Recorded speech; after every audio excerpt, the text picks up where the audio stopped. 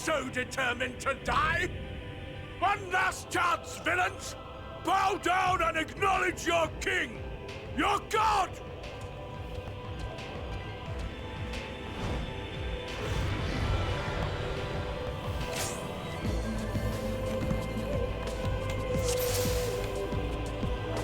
Come! Prepare for judgment!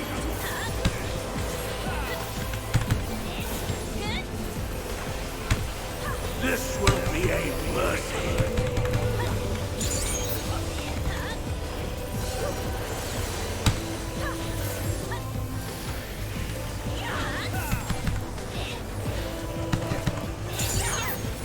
My servants, feast upon these villains and their foul sins!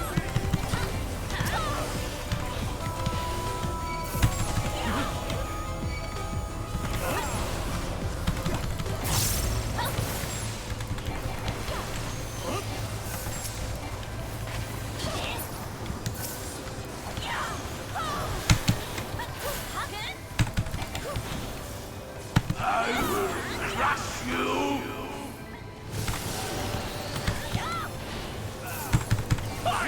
Fine if you refuse to die!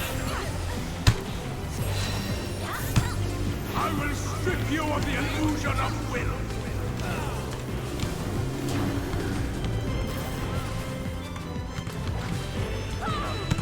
And you will suffer! Yes! That will be your punishment!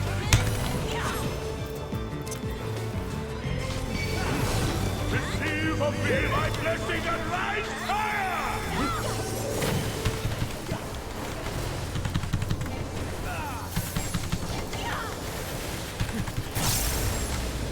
I will crush you! Suffer, suffer, suffer! Suffer and know your folly! Damn you! Why do you not more?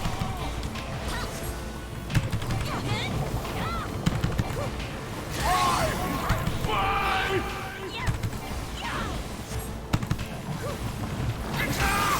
It burns! It burns!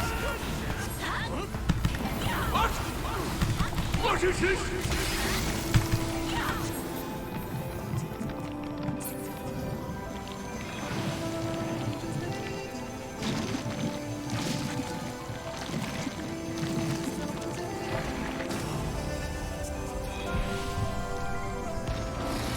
The light surges within me!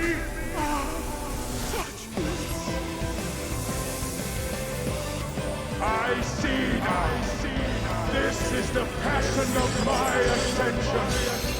Very well, very well. I shall embrace this triumph.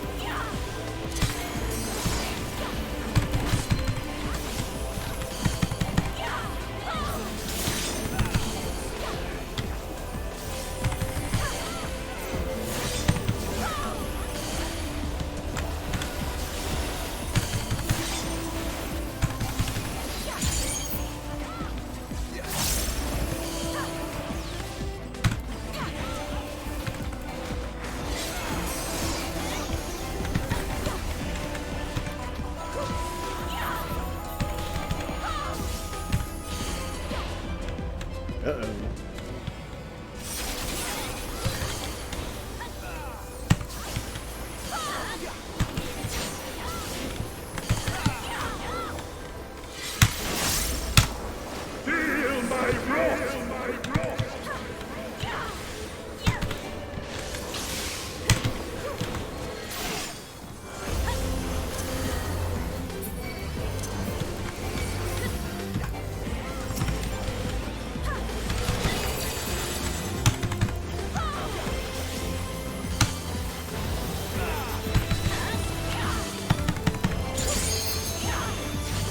Your record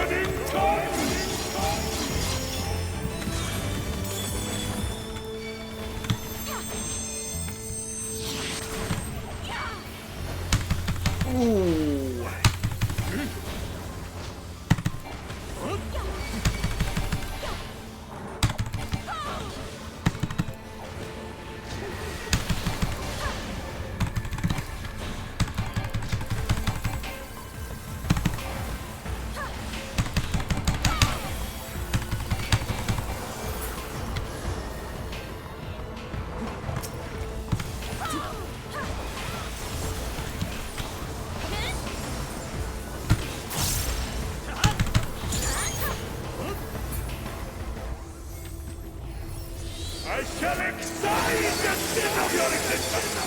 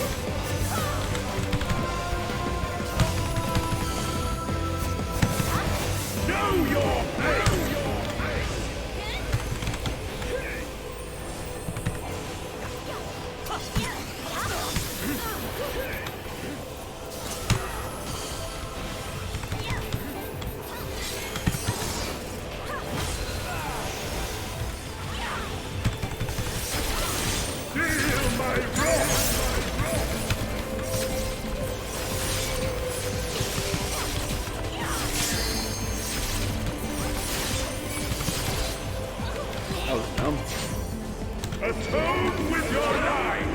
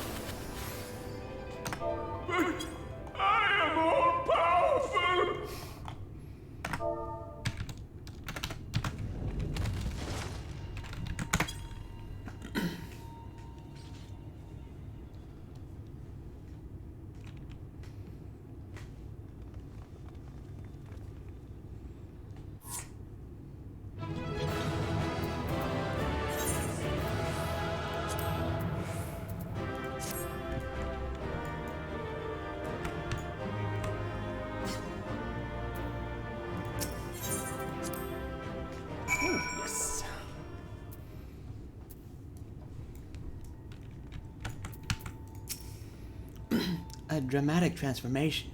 The result of the Sin Eater within emerging to claim dominance, I assume. There lieth the last of the light. We've secured an escape route. Do what you must. Well, looks like we missed it all yet again. With your powers, you could have done so much good. Is that Valtteri?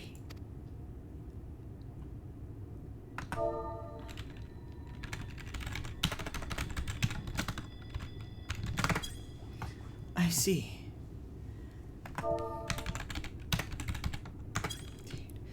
It's finally over then.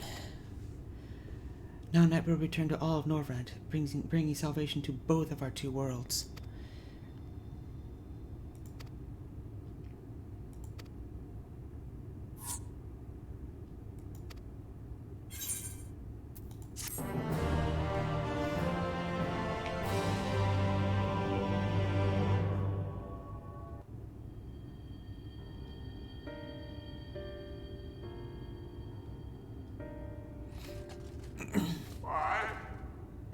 Am I cast down?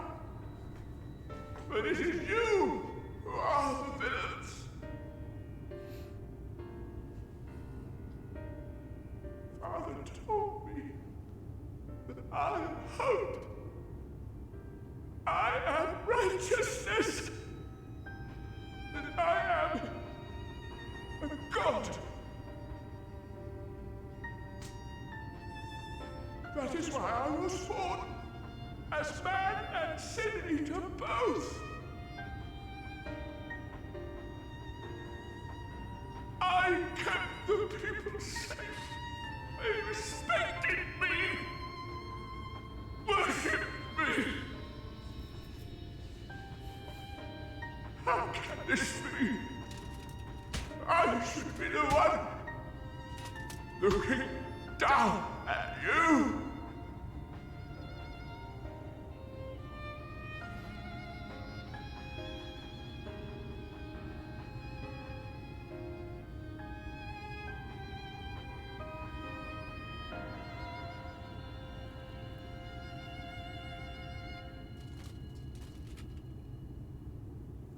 Help me, damn you!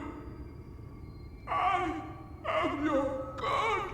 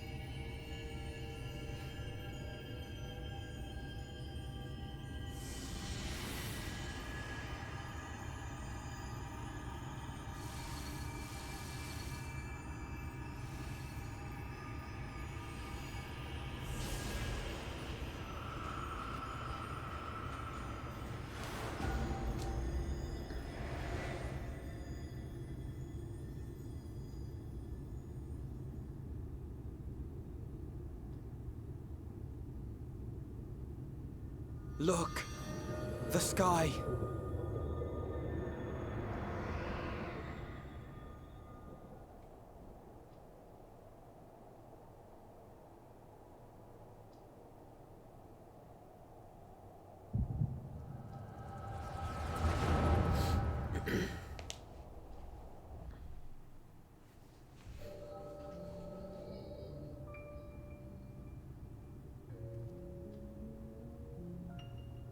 Fools! Were it not for my decisive action, the whole city would have been overrun, razed to the ground. Yet they dare to complain about casualties? Spare me. I'll wager they were put up to it by those wretches who seek to usurp me. They're stirring up the citizenry. But if they think I will yield to the likes of them, they are gravely mistaken. To be subjected to such deplorable treatment, such ingratitude. You have my sympathies, sir. You do so much good for this city, and you could do so much more were you not surrounded by fools.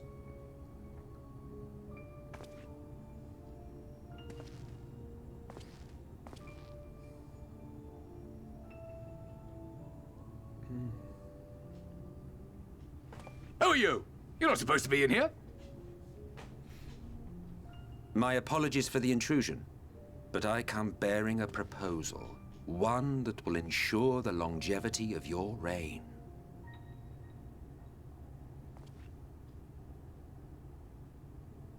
But give me the word, sir, and I will bring hither a light warden.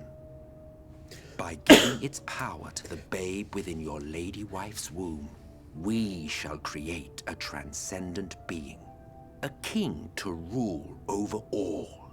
And as sire to the king, your authority will never again be in question.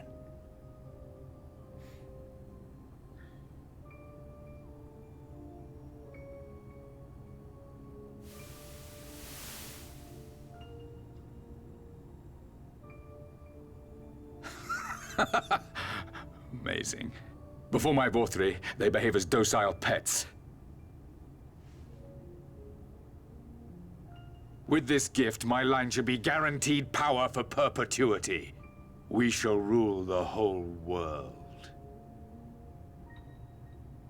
By all means, sir.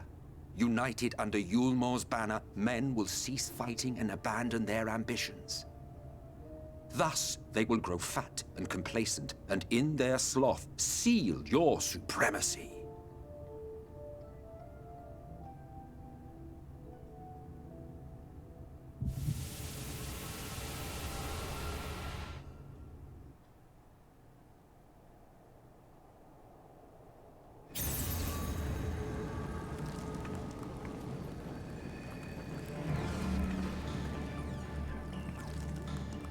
Are you all right? Say something!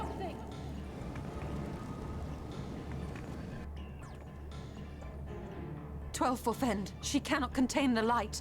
She's beginning to turn. Urianger, if you've aught up your sleeve, now is the time.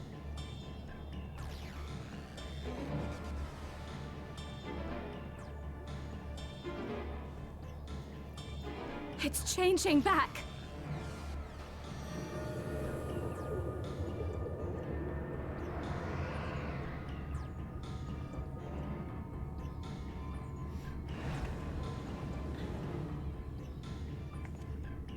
The combined power of every Light Warden is too terrible a burden for any one soul to bear. And so I shall relieve you of it.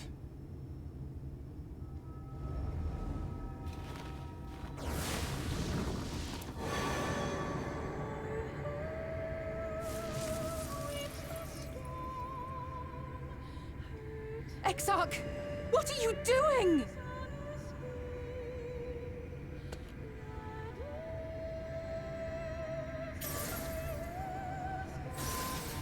I will channel this profusion of power to the Crystal Tower and use it to travel to other worlds.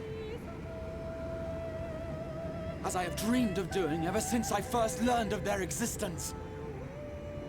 Who would choose to remain here in this dying realm when they might go elsewhere and begin anew? Not I. And thus did I use you. No, I don't believe you! It doesn't make sense! Damn you! We won't let you do with her as you please. Do not interfere! Please, I beseech you all, let him go!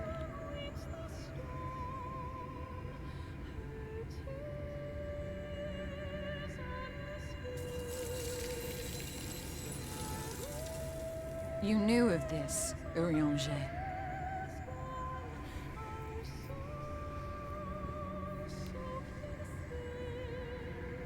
Tis all a fiction. Such vaguely defined acts of teleportation stand no chance of success. The Exarch will never live to see another world, as he knows only too well. Then, what does he mean to do?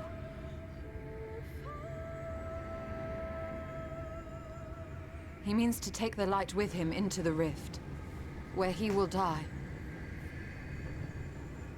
From the beginning, he intended to sacrifice himself to save our friend and Norvrent.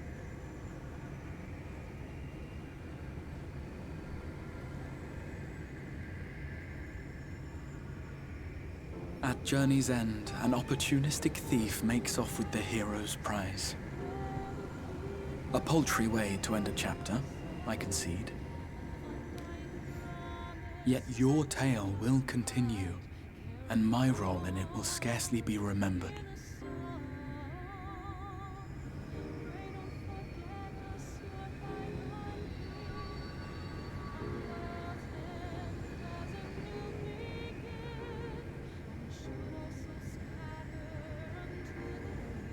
Worry not.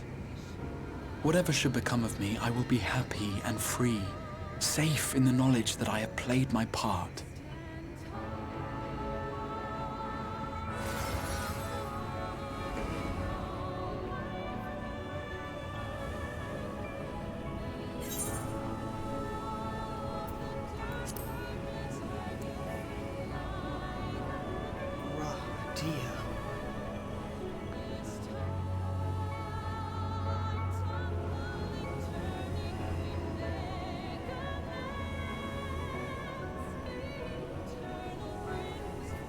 Thank you for fighting for this world. For believing. Fare you well, my friend. My inspiration.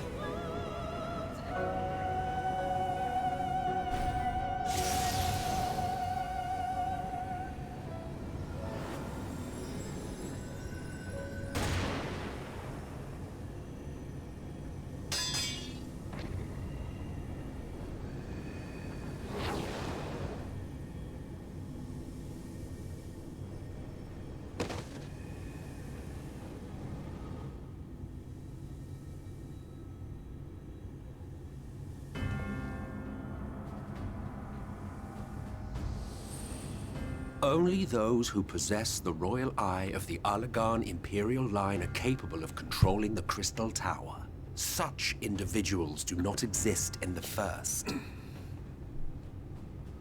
Therefore, in all likelihood, the Exarch arrived here with the tower. This much I had surmised, yet I could not discern his grand scheme. To think that he went through all this trouble for the sake of a single hero. It's almost admirable in its absurdity. Alas, it is not your grand scheme that will succeed, but ours. You bastard! Stay put. Your friend is still alive, but whether he remains so depends on you.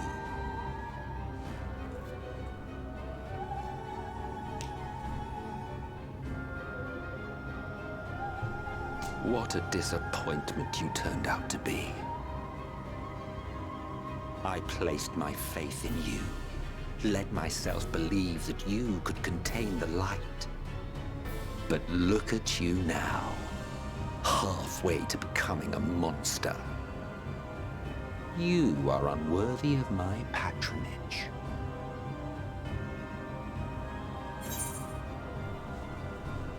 It was you who created Fathering, wasn't it? I am an Ascian. My heart's sole desire is to usher in the great rejoining. 100 years ago, I entrusted my comrade Logriff with the task of increasing light's sway over this world. This we sought to do by manipulating heroes. When that failed to achieve the desired result, I created Vorthri. Thanks to your meddling, that too has ended in failure. What was your true purpose in approaching us? By your 12, boy, have I not told you before that everything I said was the truth? You were specimens by which I might gauge man's potential as it stands.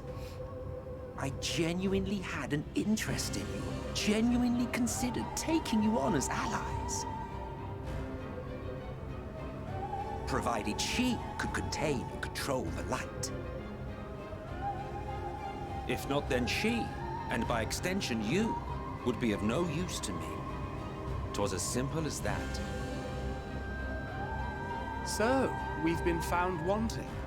How disheartening. But even had we fulfilled your conditions, there was no guarantee that we would cooperate. What then? Then I simply kill you all. At the very least, it would restore the world to the way it was before you went about trouncing Light Wardens willy-nilly.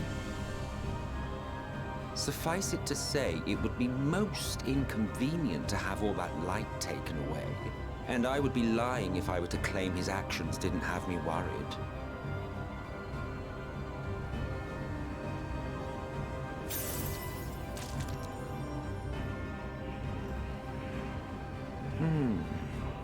You still retain your form and your senses. But you have all but become a Sin Eater.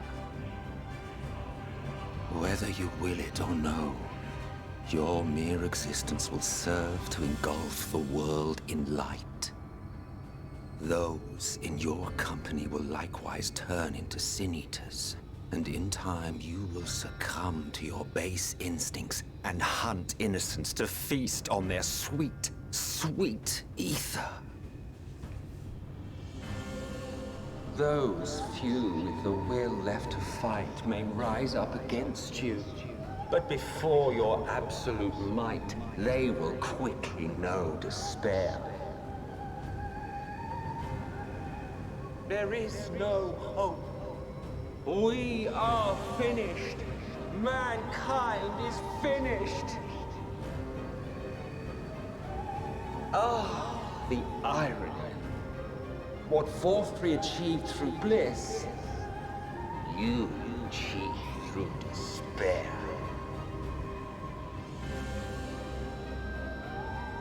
But I have overstayed my welcome.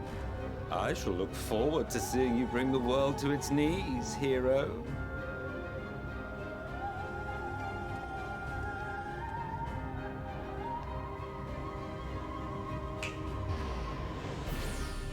Exarch! I have naught to show for all the time and effort I invested in you. He is a small token for my troubles. I did not expect that I could learn aught from man, but I may yet learn something from all the knowledge he had hoarded for his precious hero.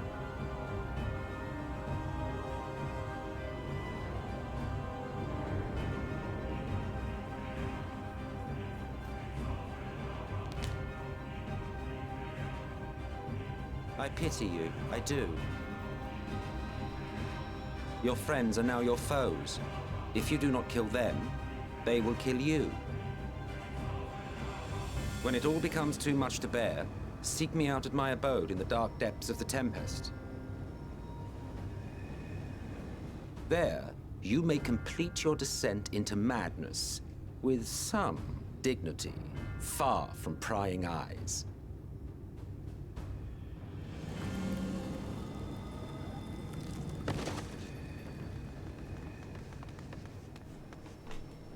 Till then, I bid you farewell. Eater.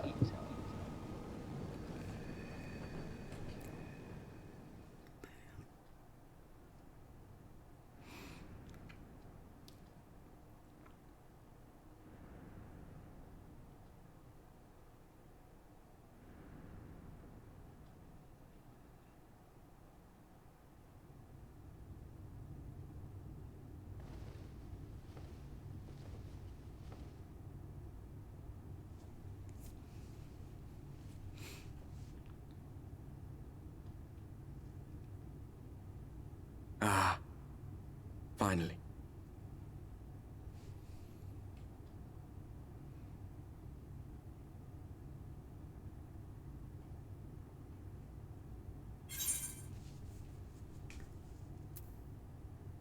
What happened?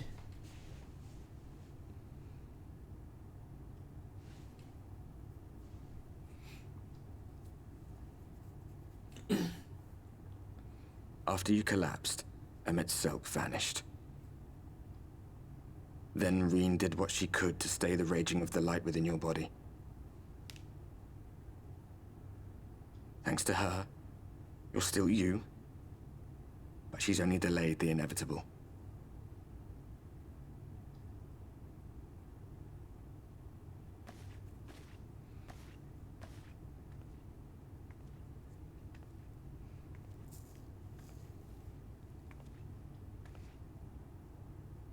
You're not going to like what you see, but you still need to see it.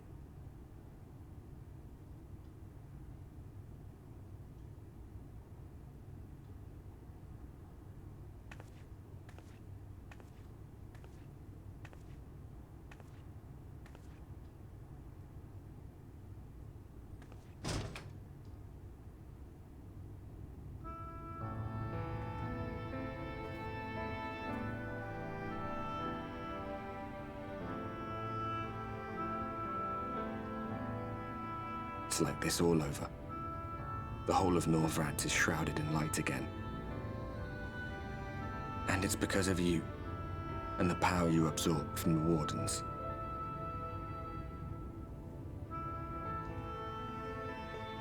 No one knows but your friends. When they carried you down from the mountain, they told everyone waiting below that they didn't understand why the light had returned. And now they're out there trying to allay the people's fears, while searching for a way to save you.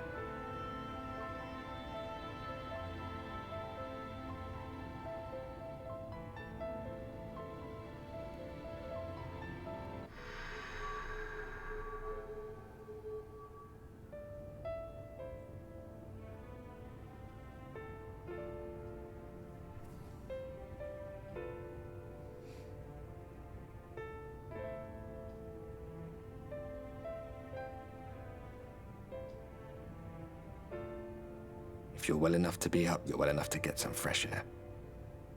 Better that than stewing in here. Go on. Go.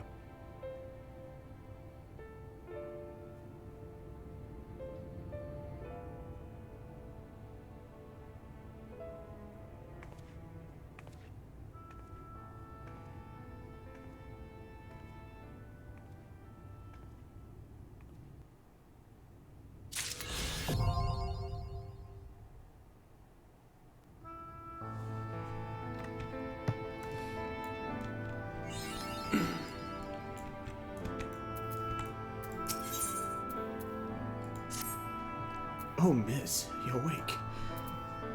You were injured during the foray on Mount Gog, yes? I was here on my station as always when they carried you on a makeshift stretcher looking disturbingly bereft of vigor.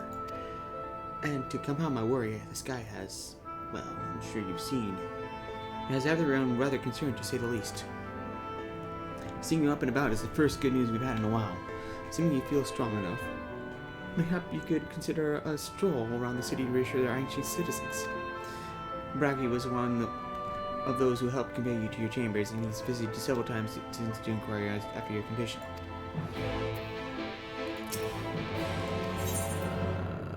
Take care of something like that real quick.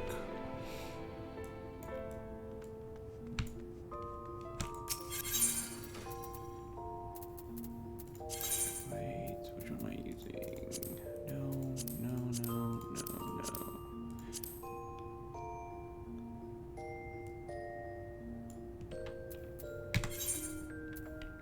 Oh, that's why.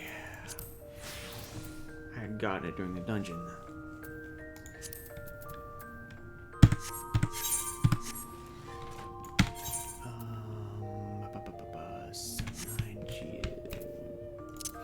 Could be a final quest as samurai for a while. Yep.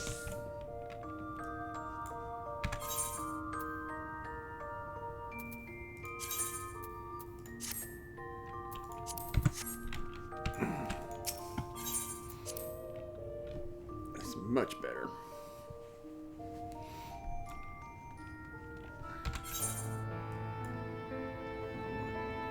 Here.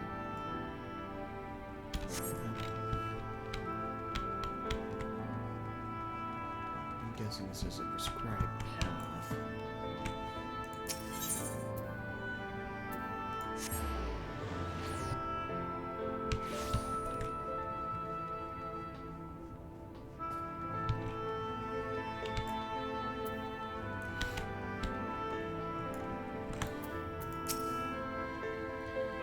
Well, look who's back from the dead.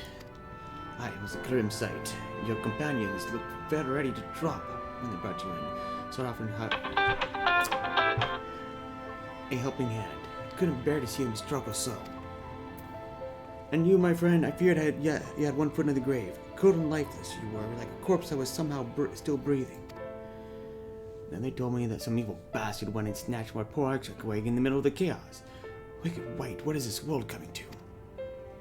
But moaning out never solved it, I think, did it?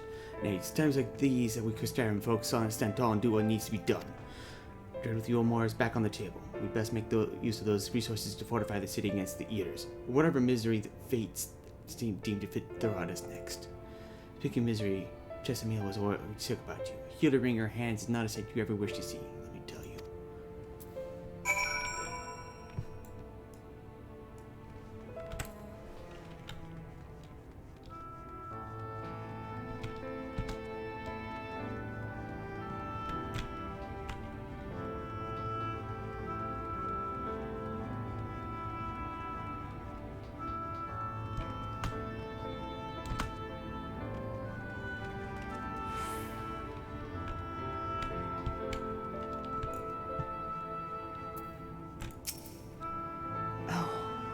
Oh, sweet, you're alive. No one's been allowed to see you. Even this Badrix Skyurgents were forbidden from making visits. He was kind enough to tell me that you were showing symptoms similar to Eater corruption. So I suppose there was little any of us could have done for you in any case. As for your companions, they've been rushing hither and yon, seeking a cure to your condition. I worry to see their faces growing ever more haggard every time they pass through the crystarium. I shall let them know you're awake, and when they come to see you, sweetie, please do convince them to rest a bit. They won't be helping anyone if they all collapse of exhaustion. But our own Morin has been a little bit better, I'm afraid. Been a little better, I'm afraid. He hasn't left the cabinet, too busy with his nose buried in one dusty tome or another.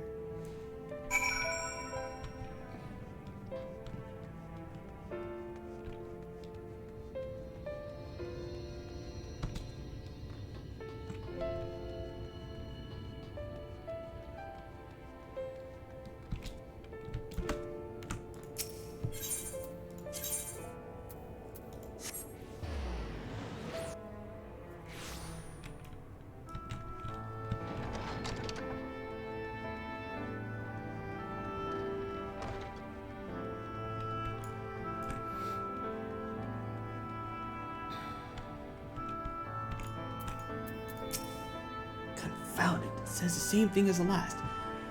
Man, I should approach the problem from a different perspective.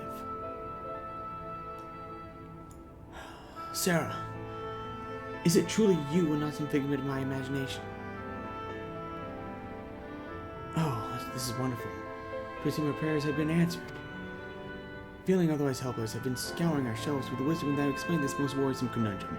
Why, with all the Lord Wardens defeated, has the library's turned to obscure the sky? I must have poured over 100 tomes, but no definitive conclusion seems forthcoming. So many questions that would pose to the Exarch, and thus to feel his absence all the more keenly. Now that you're awake, however, I am hopeful that the search of our stolen steward might begin in earnest. Catelyn, meanwhile, leaves his crystalline mean in preparations for the battle, though against what foe we are as yet uncertain. Why not pay her a visit? I expect to see you upright would be a much welcome relief.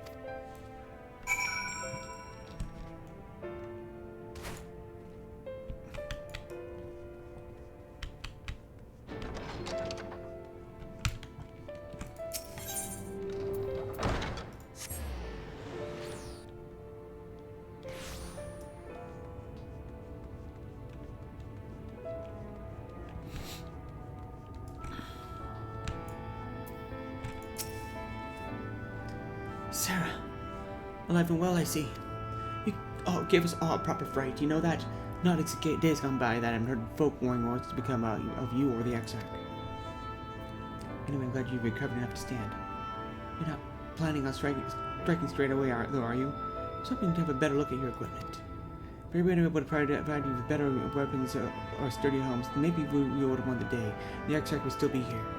As such, we've been keeping busy consulting each other on new forging techniques and designs and the like. If you can stand still a moment, I'd like to assess the gear we're trying to prove.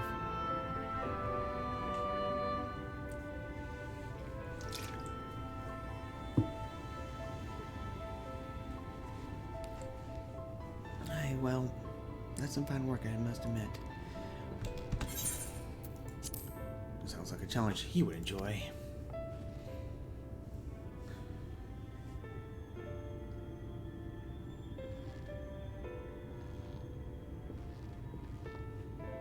Greetings, Glenard. The Master of the Stairs is running his own errands now, is he? Aye, well, my servers are distraught enough as it is, and I don't want to crack the whip too hard. Never mind that. I've been thinking of how our absent genius and his epiphanies are the perfect answer to this predicament of yours. By genius, do you mean old Grenold? He is a man of unrivaled gifts. I won't argue with you there. But what good does his talent do us if we can't bloody find him? No one's seen hide nor hair of Grenold since he wandered off some years ago. You know what he's like once he latches onto an idea. He's probably cloistered himself in some forgotten cave, completely absorbed in his latest creation. I wouldn't even know where to start looking. That does make things difficult. Still, if that eccentric is someone you're destined to meet, I'd wager he'll show up soon enough. In my time at the bar, many tales I've heard about told of strangely fated encounters, even if a few of them might be stretching the truth just a bit. We'll keep our noses to the grindstone for the time being, but on the off chance that you encounter Renault, it would be wise to take advantage of his brilliance rather than wait on our slow and steady progress. This is all talk for you when you're fully recovered, of course. I'll let you get back to convalescing, eh? Before you do that, you're actually the reason I came over here in the first place. I don't suggest partaking of my stock until you're properly well, but if you're passing near the stairs, then I have a regular who's eager to see you.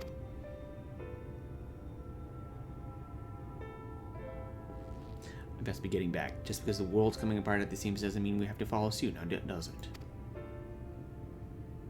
Here. We can't forget about the heart upon which the city was founded, or the exarch might not have much of a home to return to.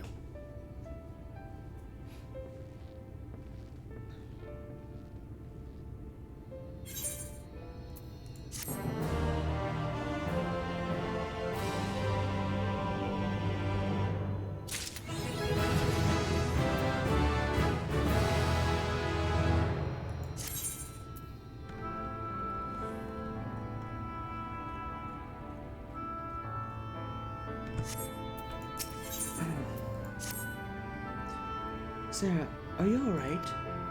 I think a return to your sickbed might be in order. Or you might consider resting a while atop the lush tower next to the rookery. This damn old sky doesn't make for the most soothing scenery, but the exarch often likes to stand there and feel the wind upon his face.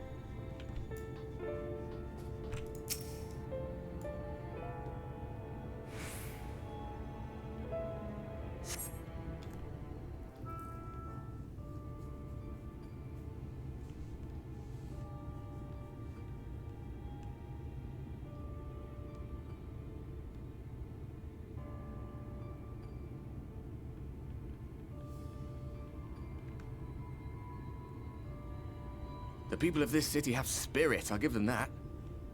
They've not lost the will to fight.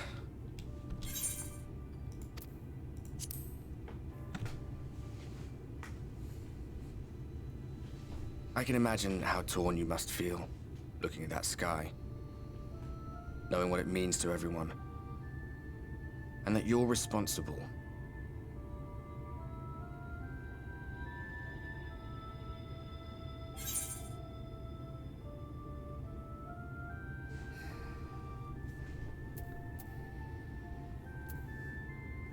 It's all such a mess.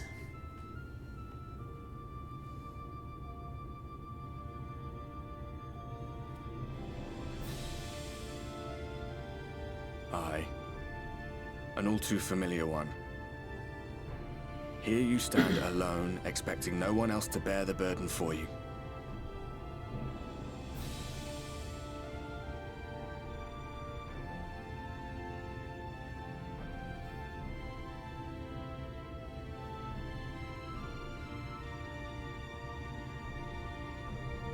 You're in a corner, and there doesn't seem to be any obvious way out. But that doesn't mean it's over. However hopeless it seems, you haven't lost yet.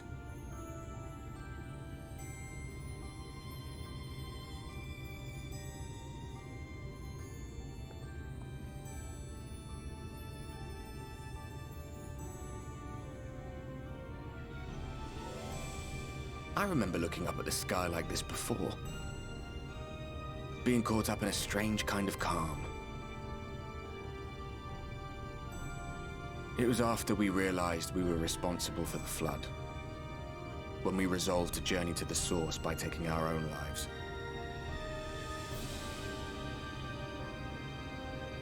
One last sacrifice. One last fight. One last failure. And then the Oracle appeared and, well, you know the rest. There were times in the years and decades that followed when I wondered if we might not have been better off just letting the rejoining happen.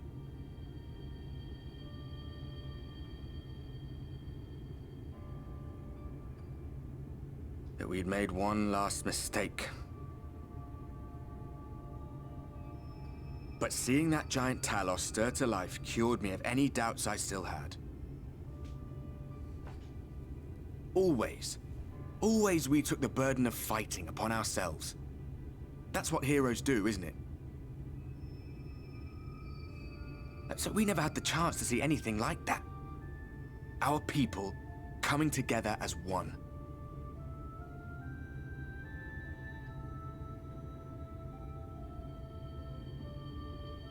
To think that their hope still burned so bright. That they were still so eager to live, they would lift up their fellows, one on top of the other, till they reached the sky. No. We made the right decision. And I can finally feel proud of the part we played in helping this world survive.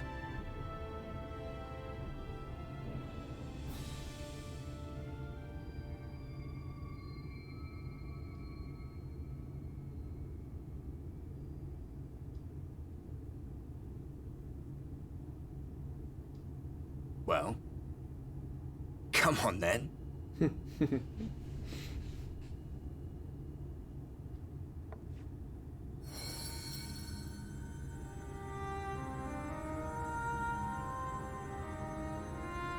As I thought, what happened between us was no coincidence. My story may be finished, but the fates have gifted me a minor role in yours.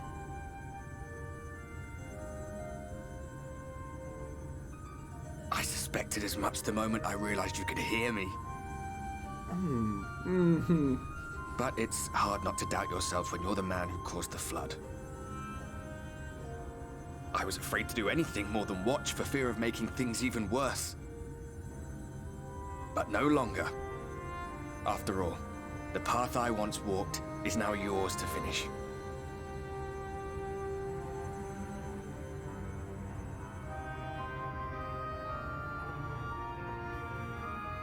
For what it's worth, I cast my lot with yours. If you need a push, I'll be right there behind you. If you lose control, I'll do my best to stop you. He knows. So, let us be about it, hero.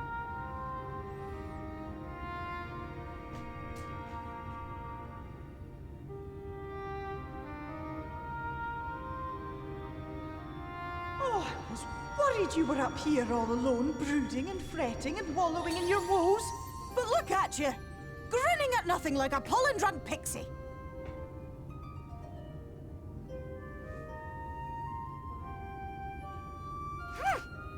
Look at what you've done to your ether. It's a mess. And you have cracks running all through that pretty soul of yours. My poor little sapling. Whatever am I to do with you?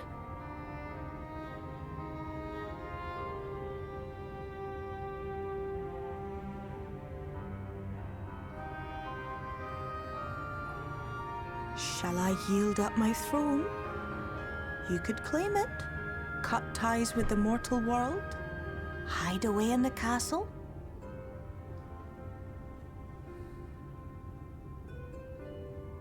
It won't fix the problem, but would it really matter? If any pesky heroes come calling with steel and magic, all of Il Meg will rise up in your defense. My crown and scepter are yours, if you want them.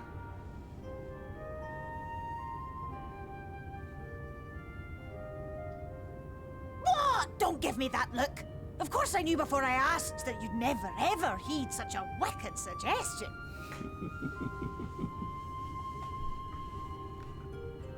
Besides, what would become of my precious and ephemeral flower?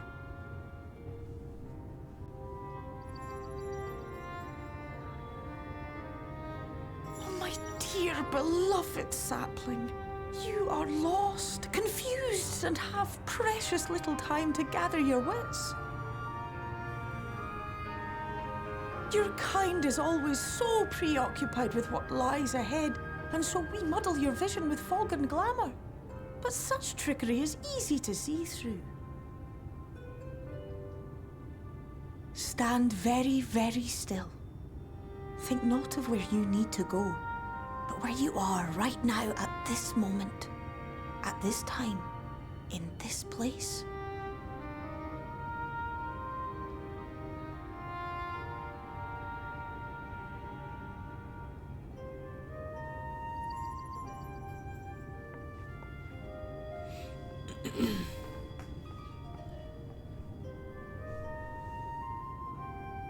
Our cairn of crystal.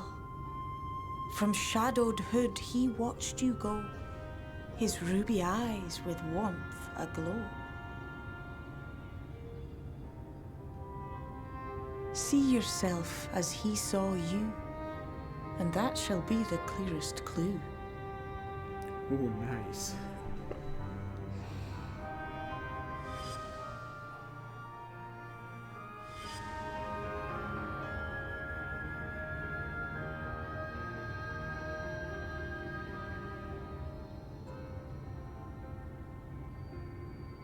You stand in his garden, dear sapling. Ask his flowers what they know, and you will surely find an answer. But what will you do with it, I wonder? Well, I'll be watching and waiting. Waiting and watching.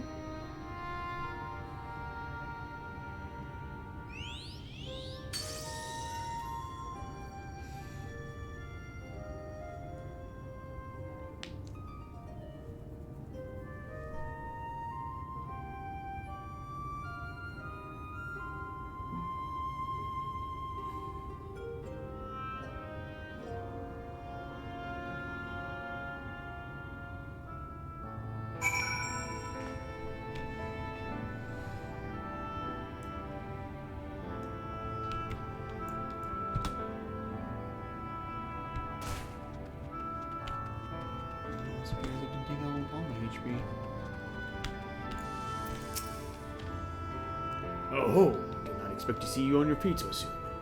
Surely you do not have come to search an amaranth. What do I know of the Crystal Exarch? I am happy to share, but I fear there will be no surprising revelations.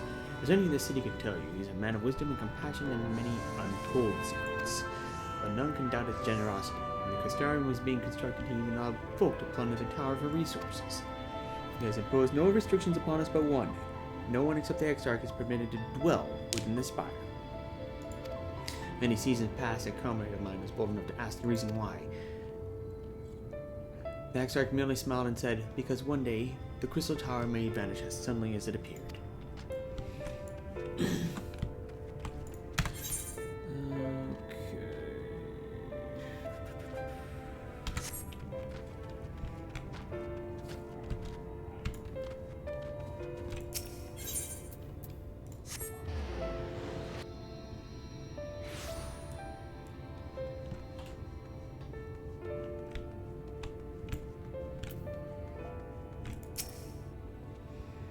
Sarah, it's good to see you awake and alert, my friend. What's this about? You're not writing the Exarch's memoirs, are you? I'm not sure how much I can tell you, considering we avoid asking too many questions. Unspoken rule and all that. If anyone has fresh insights to share, it'd be Captain Lena, I'd say. She lost her parents in an Eater attack not long after she was born, and the Exarch saw to her upbringing. Outward appearances aside, those two are like grandfather and granddaughter. I imagine the news of his predicament hit her doubly hard. Not that our proud captain would ever let it show. He decided to talk to Lena. She'd be at her usual post at the Excelsior gate.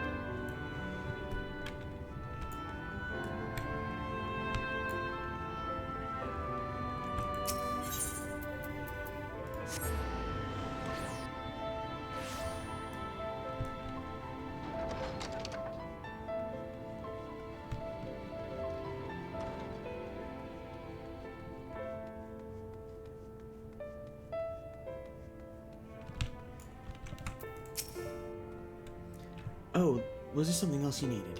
If you come for the results of my research into this persistent light, I'm afraid there's little to tell as of yet. Records pertaining to the Exarch. Well, I need no documentation to relay what little I know of his history, if that's what interests you. Less than a decade had passed since the coming of the Flood, when the Crystal Tower first flashed into existence. Summoner, the Exarch itself, became known to the refugees in Leckland soon thereafter. He welcomed all who sought out the spire, be they locals who had lost their homes or Fribertites visiting the ruined kingdom, and together they found the city which would become the Costeria. Some thought to call him king, for he refused to share his name, but the summoner did not deem himself worthy of royal address. Thus the people considered his scintillating skin so like the tower he had summoned, and bestowed upon him the title of Crystal Exarch. So his true name, well, 'twould seem that is a mystery that remains unsolved to this day.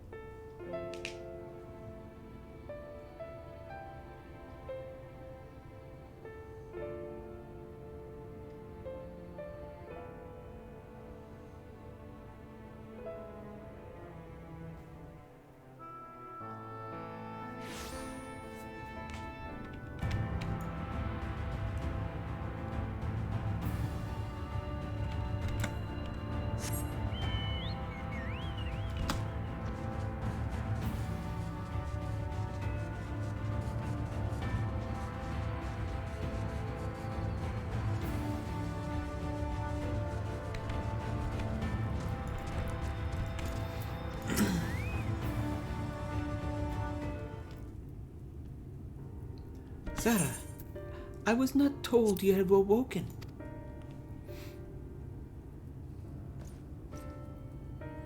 A welcome surprise. Now, if only the Exarch was returned to us. He was taken by this rival of yours, was he not?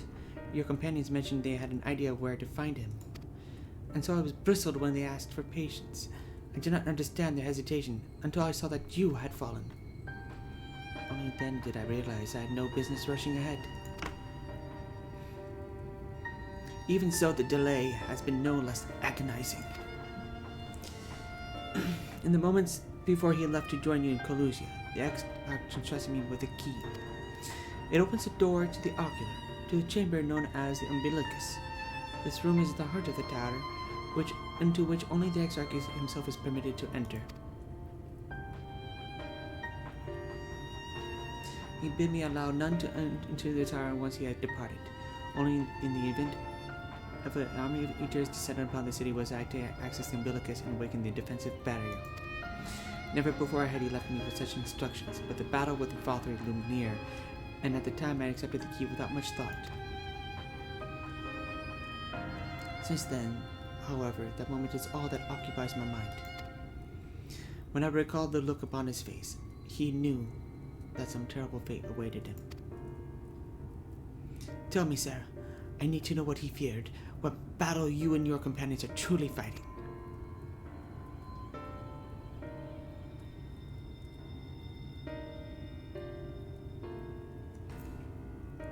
Forgive me. I trust in the Exarch, and I should not be voicing these doubts when he is not here to respond to them personally. But you have come to me with a question of your own, have you not?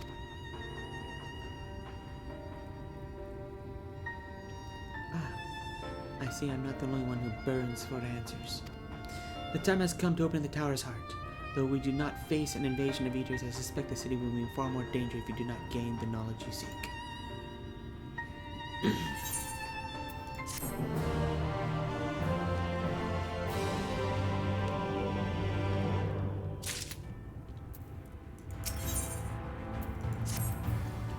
Come. Meet with me in the ocular, and I will unlock the door within.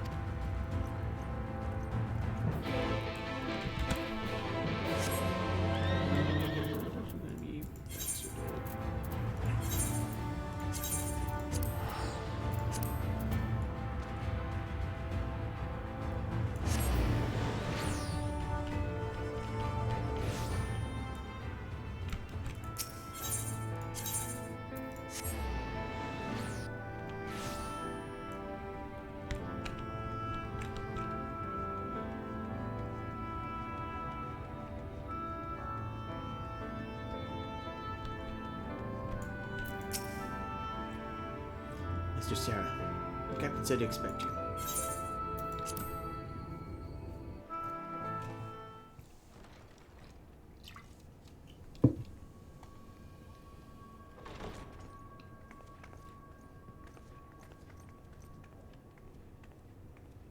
I have unlocked the door to the umbilicus. You are free to enter. Once you have what you require, I'll see it sealed once more. Until then, I will remain without.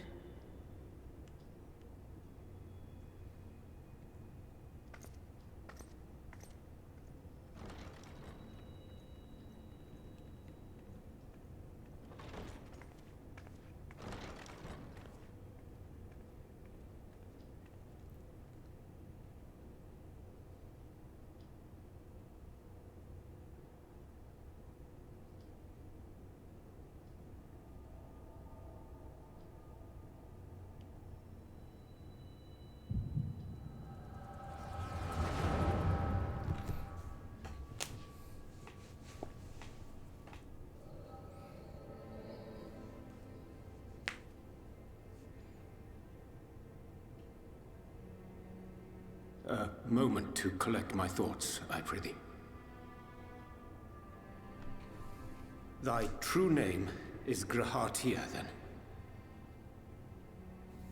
By thy claims, thou too art a native of the Source, though from an age beyond our own, when the 8th umbral calamity hath visited devastation upon our star. Thou hast, by subtle means, reached across the boundaries of time and space to unsow the seeds of catastrophe, ere its creeping vines drag our champion unto an early grave. In essence, yes. A difficult story to swallow, I am sure.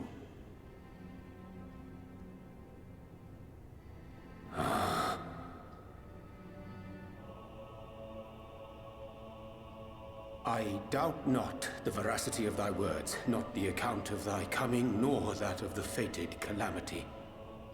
Yet my mind straineth still to apprehend the enormity of this tale.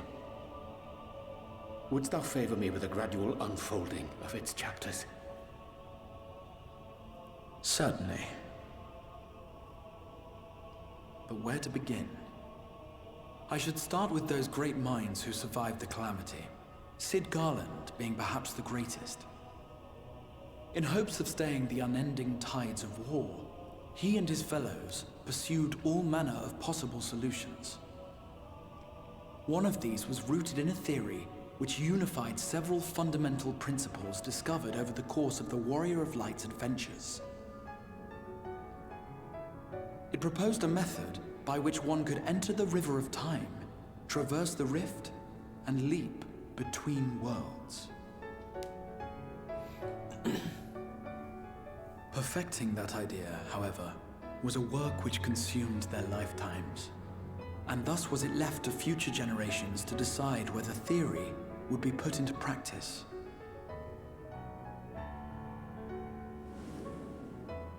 But all the while, the world continued to burn.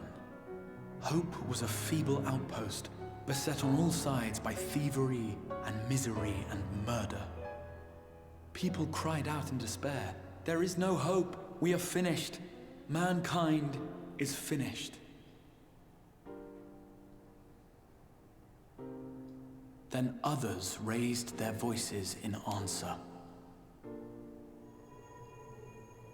Though we be beyond salvation, those who came before may yet be saved.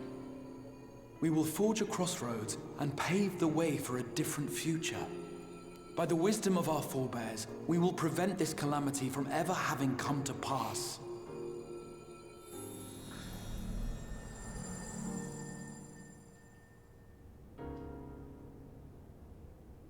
The fighting went on unabated, but some few took up Cid's research and labored to realize those impossible ideas.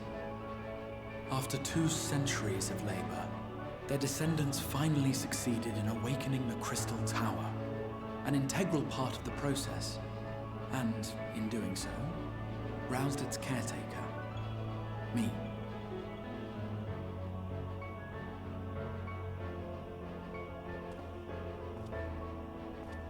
By this stage, scholars had largely established the phenomena underpinning the rejoining, and identified the first as the shard which precipitated the 8th Umbral Calamity. This grand structure was already capable of storing the energies required to attempt the translocation. All that remained was to augment some few of its functions based upon the theoretical models of Cid and his compeers. And by means of such technologies didst thou effect thine arrival in the first, to an age before this star had joined with the Source.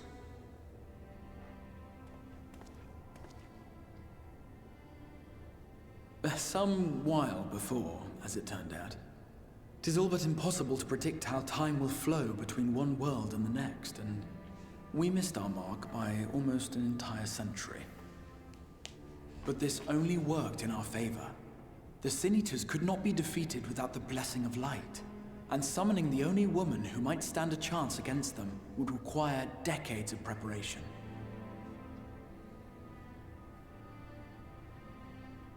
An undertaking of scarce credible endurance.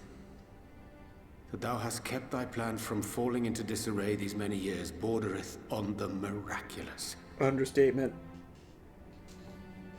Yet howsoever history be rewritten, thy present self was shaped by events which followed the calamity. Should said catastrophe be averted, the very skein of thine existence will unravel. Surely thou hast foreseen this. No, I was thinking about that.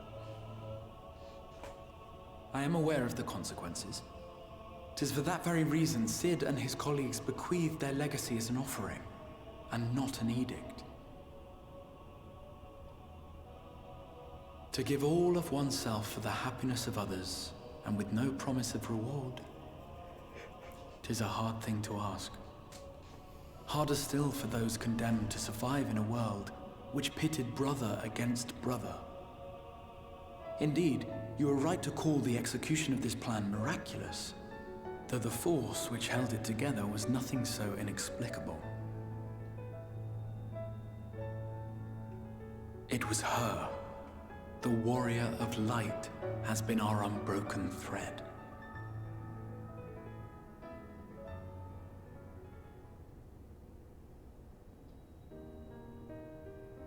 Where others would stumble and fall, she would rise above. Where others would break and run, she would carry on. The warrior of light's tale is one of unyielding bravery. To tell it was to feel courage. To hear it was to feel hope. It was a breath of inspiration in an age of suffocating shadow.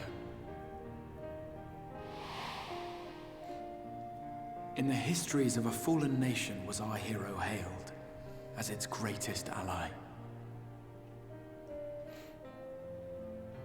In the time-worn pages of a noble's memoirs were her deeds joyously retold.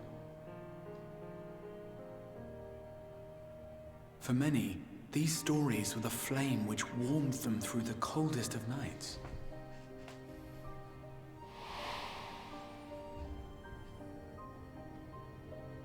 And so it should come as little surprise that the plan found no shortage of volunteers, concerning as it did the Warrior of Light herself.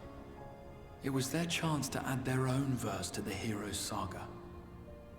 She was the lodestar that brought them all together, to send their final message back through time and space to her.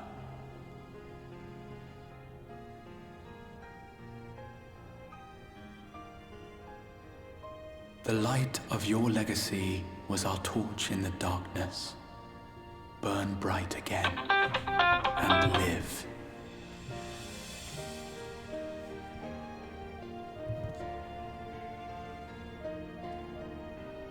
I am merely the bearer of that wish, come to ensure it is safely delivered.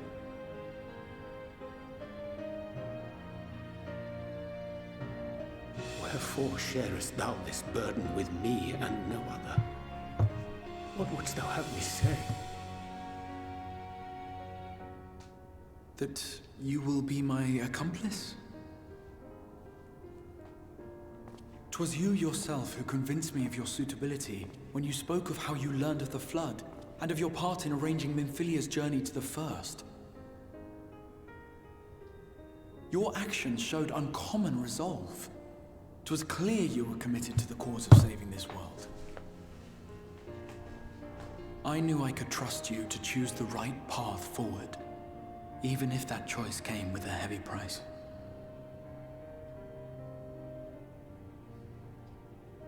What price?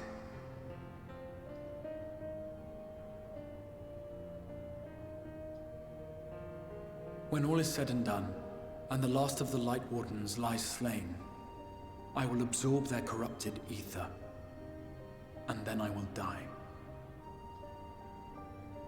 Knowing what I know of your companions, not to mention your champion, they will try to stop me. But in saving one, they would save none. Therefore, I implore you to aid me in concealing my identity and ensuring this tale ends as it must. To this end, I would have you take what I have told you of the Calamity and make of it a portent, a prophetic vision you beheld in the swirling chaos of the Rift.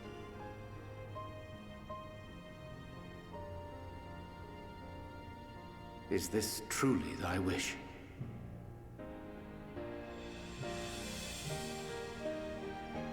History remembered the Warrior of Light, as I knew it would, and I will suffer no other to rescue the champion whose star has charted my course.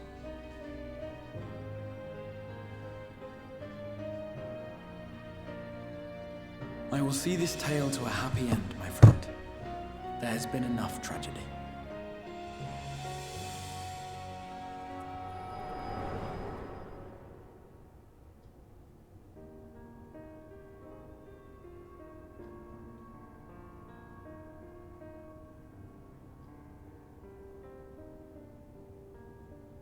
Careful now. If you lose control again, the Light could claim you for good. Although it's probably only a matter of time before you succumb to the change in any case.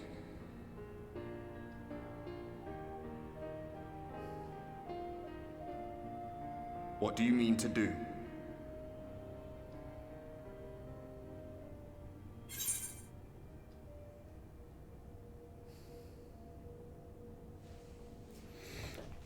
I mean, to have a few words with both Emmett and the Exarch.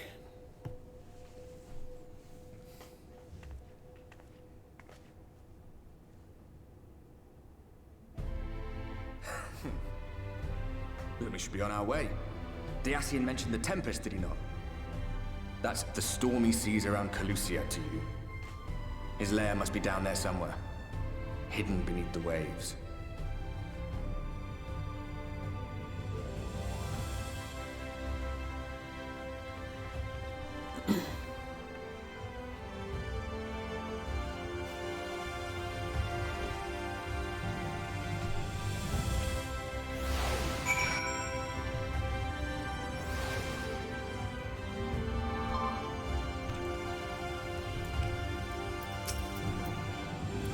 Did you find the answers you sought?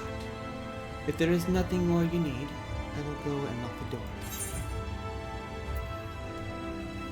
I have questions about the Tempest. The Tempest? That is the name given to the seas by which Calusia is bound. You make a request to the Tamers, who will provide you with an ammo to fire via the water spout. Do you mean to leave right at this moment, alone? I am not sure that... Nay, I will not seek to stop you. Go with the blessing of the Shadow, and I shall await your safe return. A word to the tamers of the Amaro launch, and will not lend you a beast to carry over the Tempest. I only hope that will be close enough to where you need to be.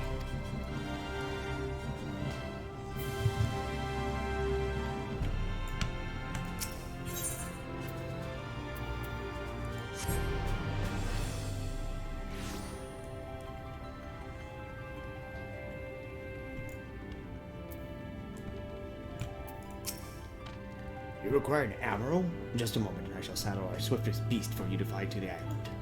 The open water, to the depths of the Tempest. Our admiral can swim, yes, but to reach the ocean floor.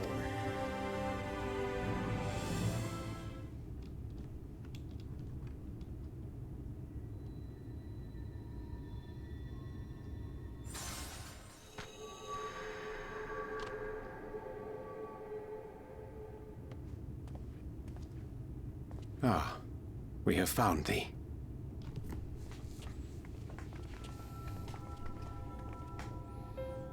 Word reached us of thy recovery, and thus did we gather with all haste.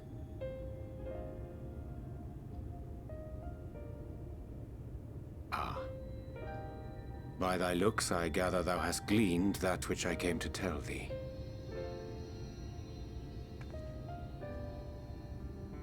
Urianger has shared everything with us. The Exarch's true identity and purpose.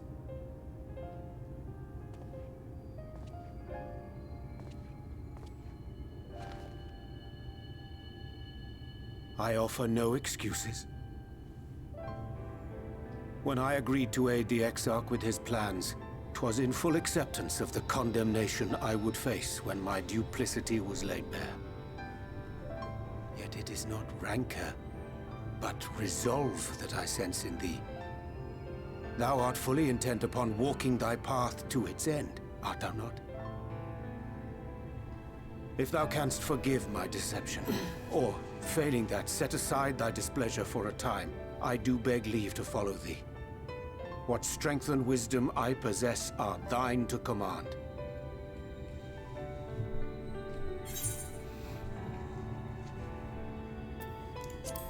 I forgive you. Let's go. I thank thee. Doubt not but that I will do all in my power to repay thy kindness and fulfill the Exarch's wishes.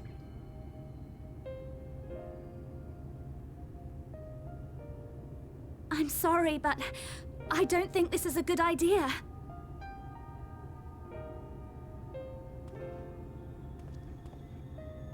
Leaving the Crystarium, I mean, with or without Urianger. What I did for you won't last forever. There's no telling when the light will break free again. Please, you must stay here. At least for a little while longer. We will find a way to cure this, I promise you. How can you make promises? We don't even know where to start. Alisaie, please. You know Reen was only trying to help. Of course I know! I know only too well! But making promises you have no way of keeping is not a kindness. It's a lie. Plain and simple. We've all searched high and low for an answer, and every one of us came back empty-handed. I am not about to stand in her way now. Not after failing her in her hour of need. No. The least we can do is...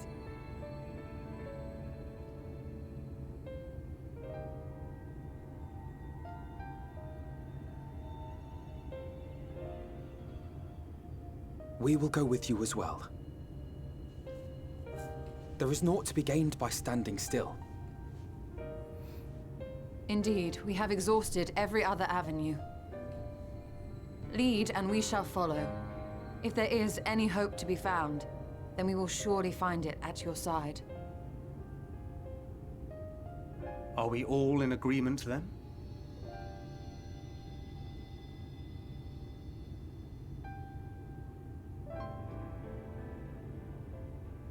Is there aught we can do to help?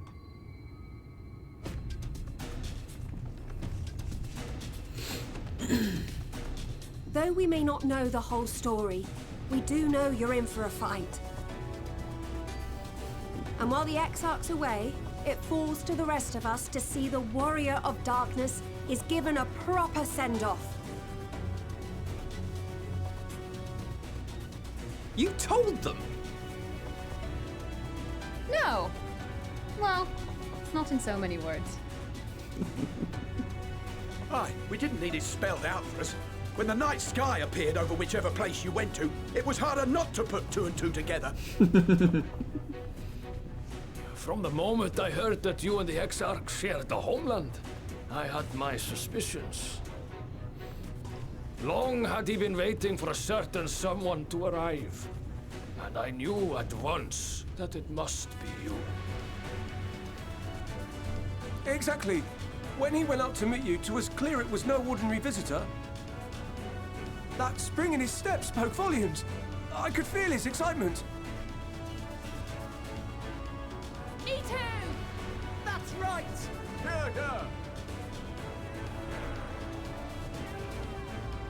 Ooh, that clipping. We do not fully understand where you or the Exarch hail from, or why you've all done so much to protect us. But we are deeply grateful nonetheless. So, if there is anything at all we might do to aid your journey, you need only name it. What would you have of us?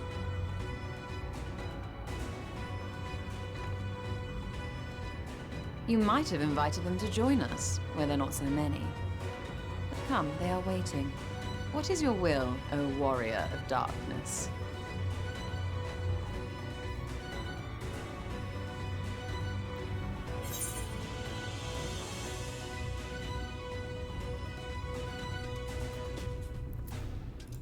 Defend the Crystarium until we return.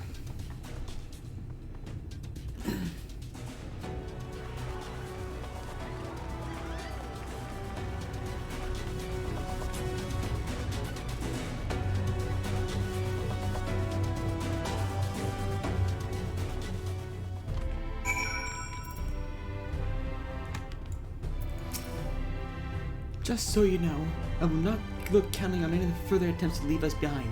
We do this together. I once said that I wanted to fight for Estinian, that I wanted to save him, not let him be sacrificed for cause. And now I say the same to you.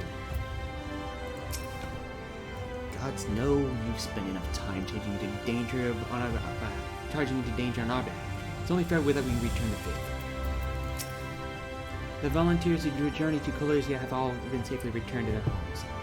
They've also assured us that they will do their best to hold the Eaters at bay in our absence.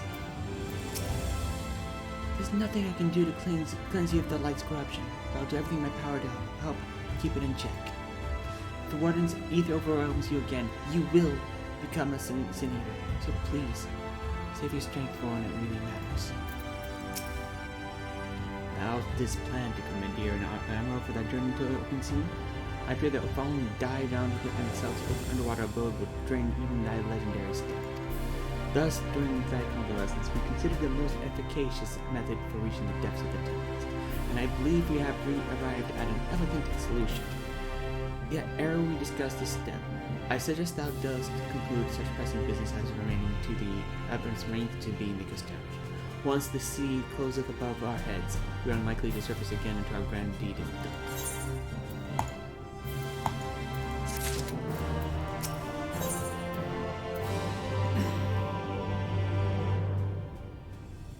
Let's see here. Okay.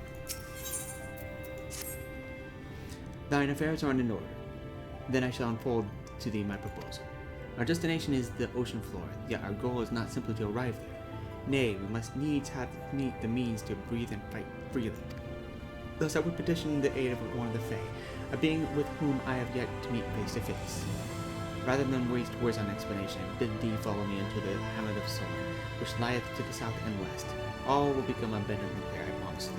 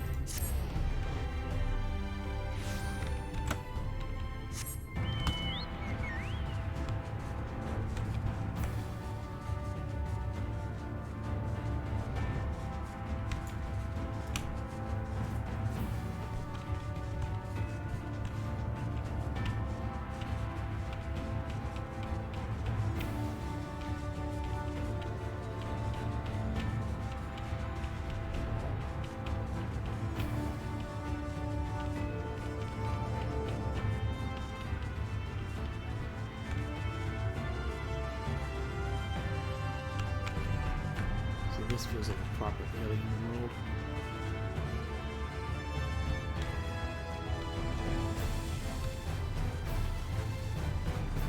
I was slightly disappointed with Raktika. You know, it's a beautiful, gorgeous zone. Just it should have been purple instead of green. Silly.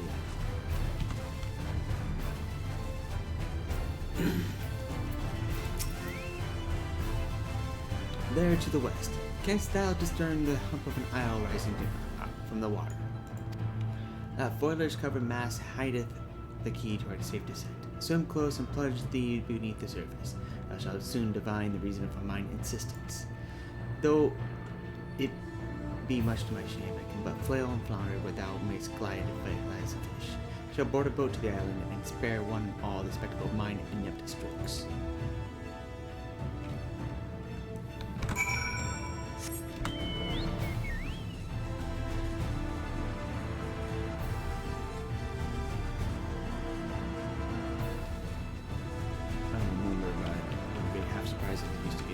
Current on this island.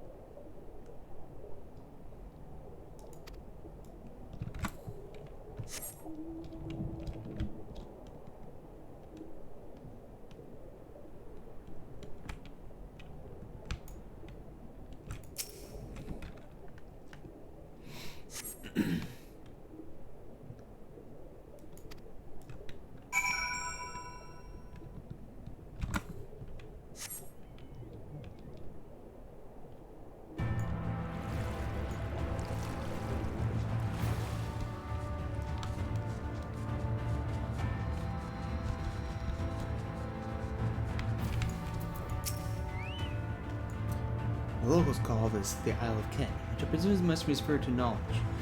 Either that or someone was being awfully zealous about marking his territory. Either that or someone was being awfully zealous about marking his territory.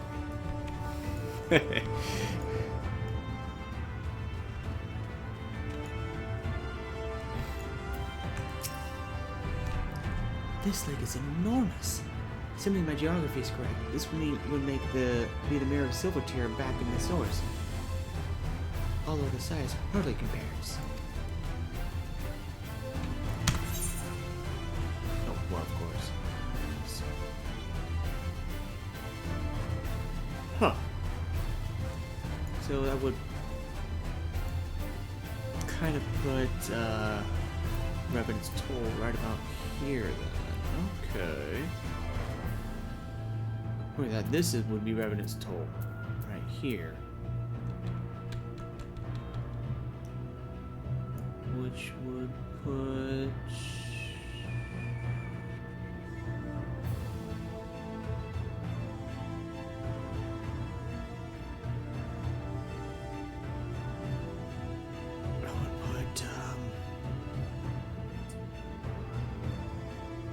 St. Conak's fine right about here.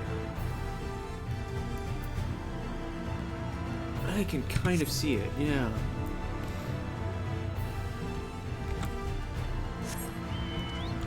Let's see if it works. This is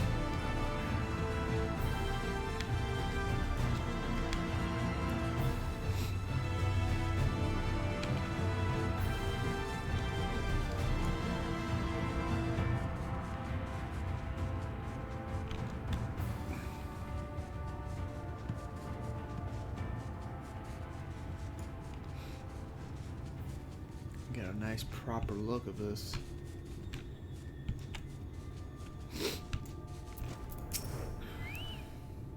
Well, what hast thou discerned?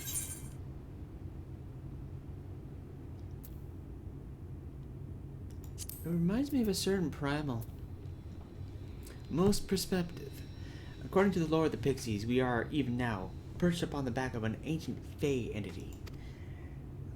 Its name is Bismarck. I, the self-same title by which we know the great feathered whale revered by the Vanu of the Swords.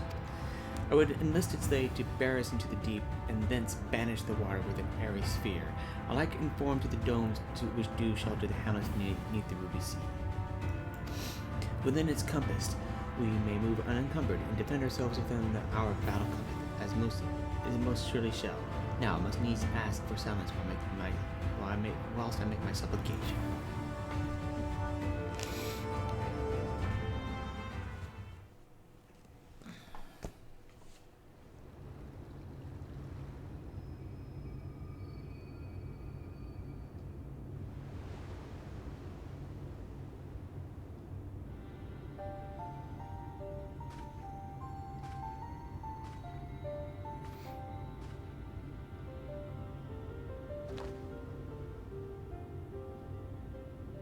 Wir Sach, Bilan Bismail.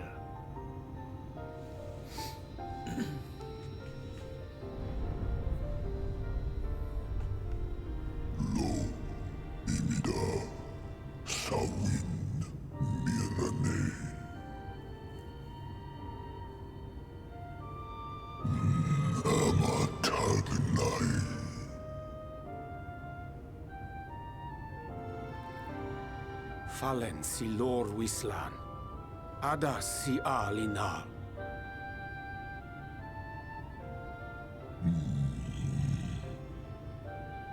Van urs atslir, onfod thim, iri guath thi.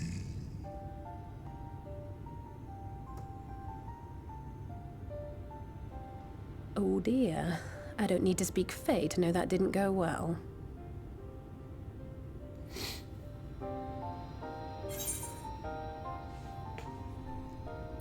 We need Fey Ul.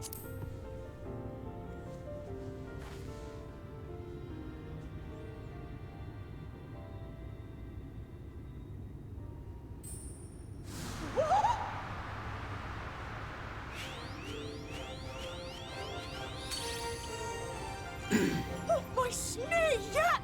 You've learned to call me at last! And where do you go? On a trip? A journey? I knew you wouldn't give up without a fight. Oh, my precious mortal, I shall help you in any way I can.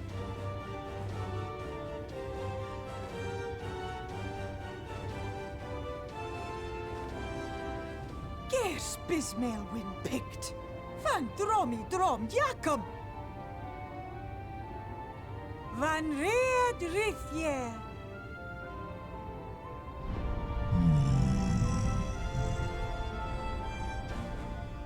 Ahai una, sahawin whisk.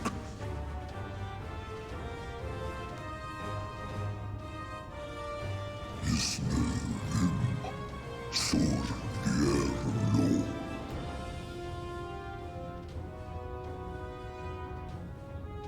Be sure to scrub this one's teeth for him upon your return. He's only got manners.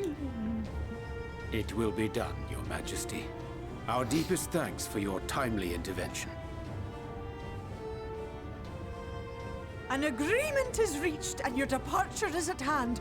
You wingless ones best hold on tight. May the blessings of the Fae keep you safe, Inba.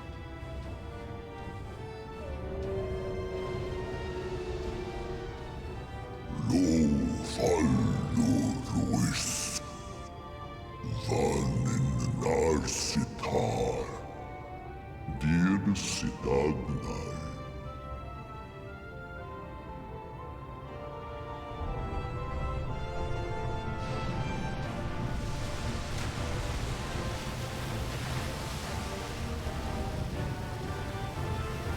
Somehow I don't think the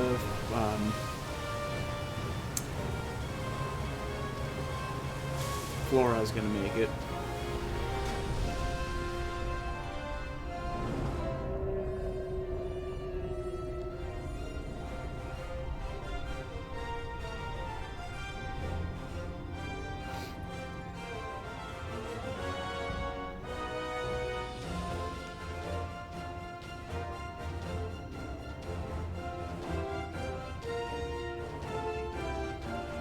And just like that, it's all gone back to the way it was. What was you expecting? 100 years of honey and rainbows? Yes. Seeing them Yulmore types wake up and smell the ashes was miracle enough for me. Fair. Ah, but the magic in the air when that ladder started moving. And when that great hulking Talos rose up. Gods. I could live 1,000 years and never behold anything so amazing.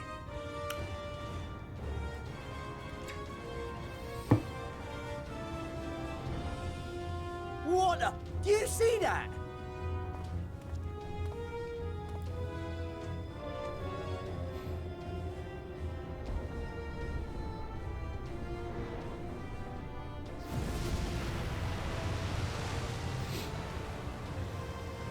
What a monster! Where did it even come from?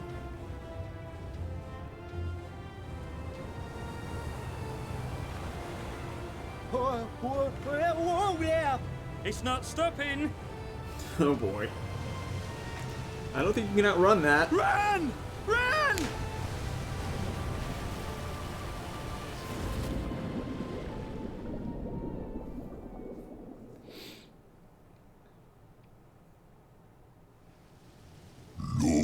Vanana alla tilden sidok. Iri halmsi funne aktva von jasni tagnai.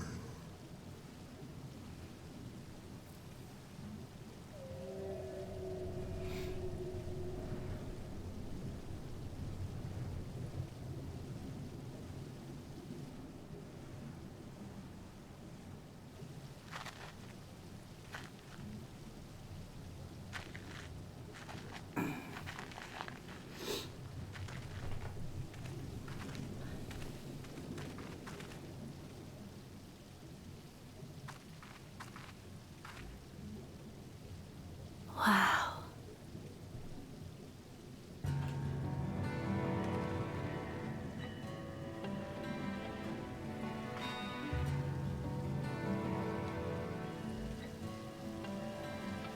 The breath of Bismarck. See how it swells to form a dome beneath the waves? The waters recede. The tempest's floor is laid bare. In defiance of the blinding sky, this place holds fast to its gloom. The last refuge of he who denies the light with every fiber of his being.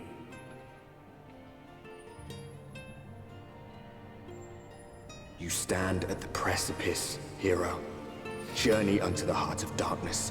Finish it.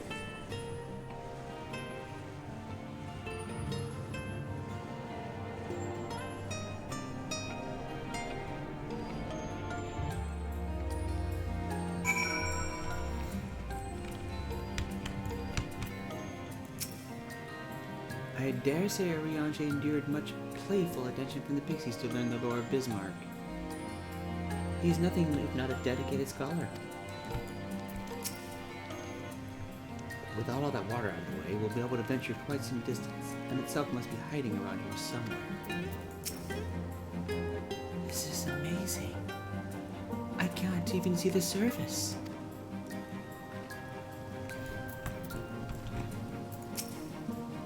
Bismarck must be powerful indeed to create a dome of this size. I can only pray to whichever gods are listening that it continues to hold. I remember being impressed by the domes of the Ruby Sea, but this makes them look like bubbles in a stream. Haha. A full god am I. That Bismarck was true to his word. We are arrived in the Tempest safe and dry. 'Tis here that we shall find the lair of Emmett Selk, and I believe the imprisoned Exarch as well. For an asking alone, it is of course a traveling matter to flee to the rift. Yet, I suspect such travel is nigh impossible with a mortal in one's custody. Nay, he would not look soon risk his prize when Ezark's very body serveth as the key to the Crystal Tower, and its powers of temporal transportation. Thus am I all but certain that this underwater realm harboreth our friend and enemy both. We have but to find them.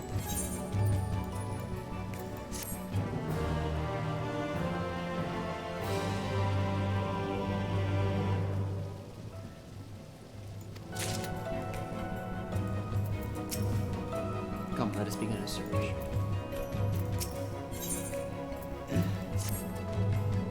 Now, as for where we should start looking, I rather doubt itself will be sitting around in the open. Suppose we follow this look down towards the deeper trenches and keep an eye out for rock formations collection of the hold with the house of straw. Let us all be off then, but watch your footing. The ground is still wet, and I like to be slippery.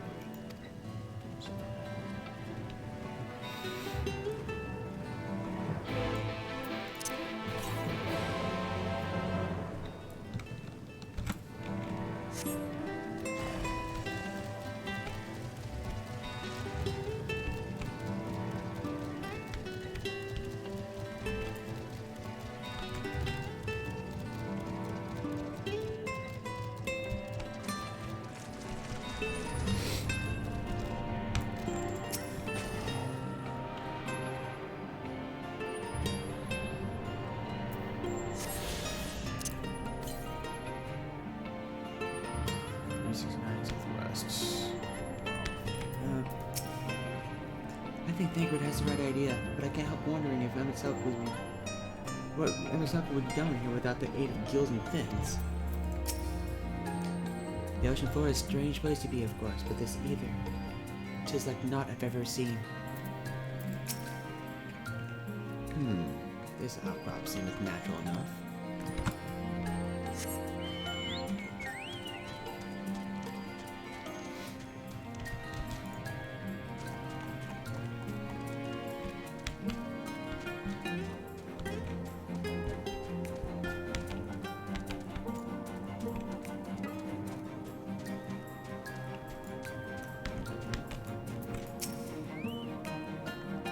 Not out of the ordinary here, as far as I can tell.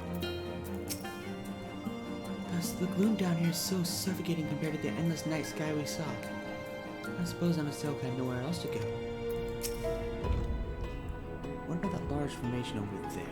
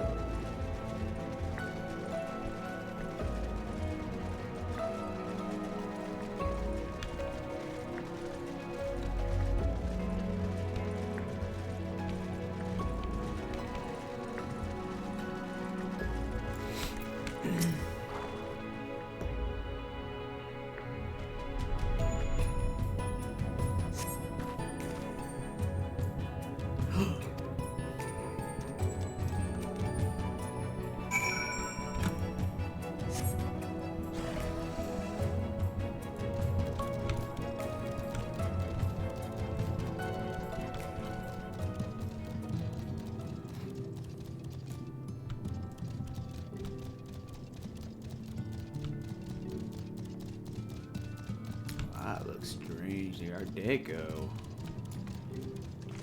That's a beautiful etherite.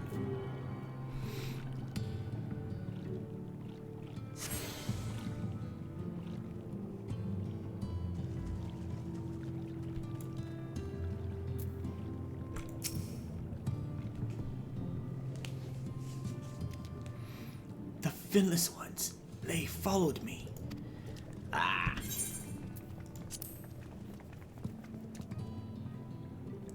So this is where the Ondo make the home. I'd wondered. Pray forgive us any inconvenience we have caused. We are not aware of your people lived here in the Tempest. We need this great dome of air that we might conduct our most urgent search, and thus beg you for your understanding. Chieftain, what are we to do?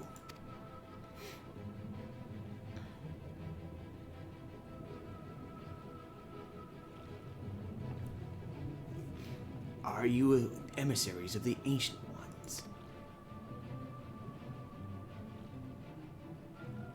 The mysteries have stirred. We have seen the illuminated land shining through the gloom of abyss. If you are the emissaries of the Chosen, I bid you welcome. If you're not, I bid you leave. I am not sure I understand. Would you be willing to elaborate?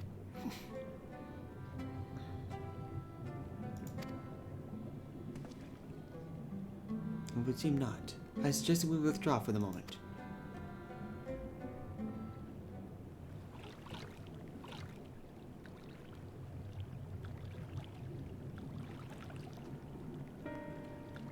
So what's the plan? Given your condition, I'm reluctant to go suggest lingering here. That said, our presently meandering search would proceed far more swiftly if we could call upon the Ondo's local knowledge. Yes, I'd like to know more about this illuminated land the chieftain spoke of. Could it be Amatzel's stronghold, do you suppose? Perhaps he let the landers and bounders return. We cannot dismiss the possibility, but these Ondo refuse to speak with us. Sarah, do you remember my first scheme for entering Yomor? How did I plan to ingratiate myself by offering lucrative trading opportunities with the Ondo? The individual I dealt with was reticent in the manner and curious in custom. But we were able to reach an agreement nonetheless. I believe with the right approach we can build a similar relationship here. What kind of approach did you have in mind? The chieftain fellow didn't leave us many options. If we are to tread the swiftest course, then we must needs locate its beginning.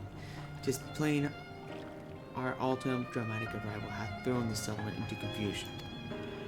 Were we to solve such problems as we had caused, and assure our hosts thereby that our purpose here is not inimical to them, they may yet prove amenable to reason.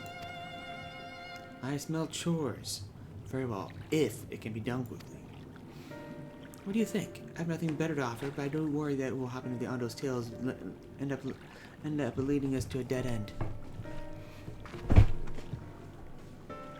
I cannot say for certain, but I sense this tribe has a deeper connection to the Ascians than first meets the eye.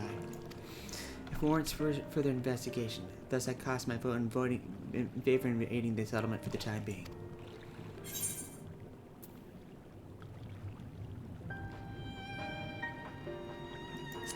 Let's do what we do best.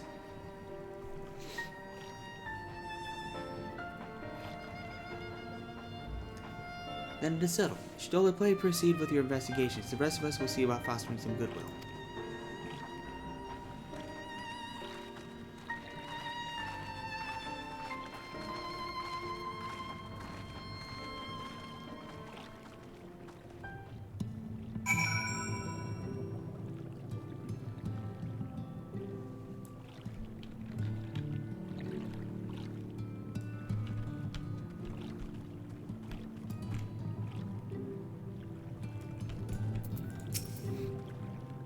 Sarah, you won't believe who I just bumped into.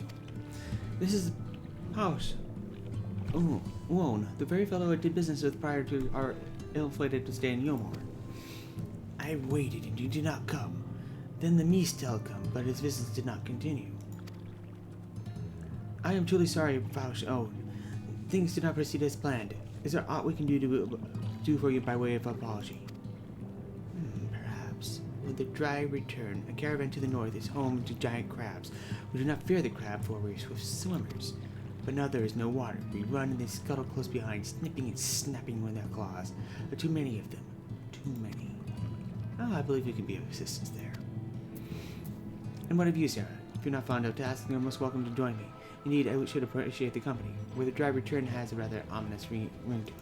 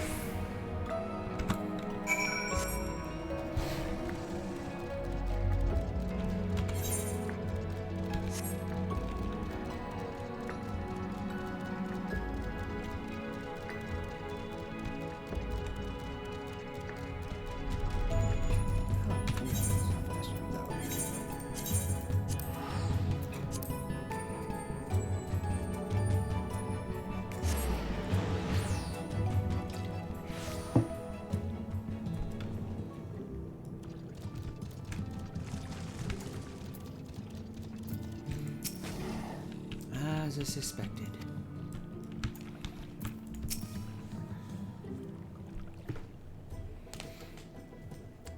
You could crack the shells? You must be stronger than you look.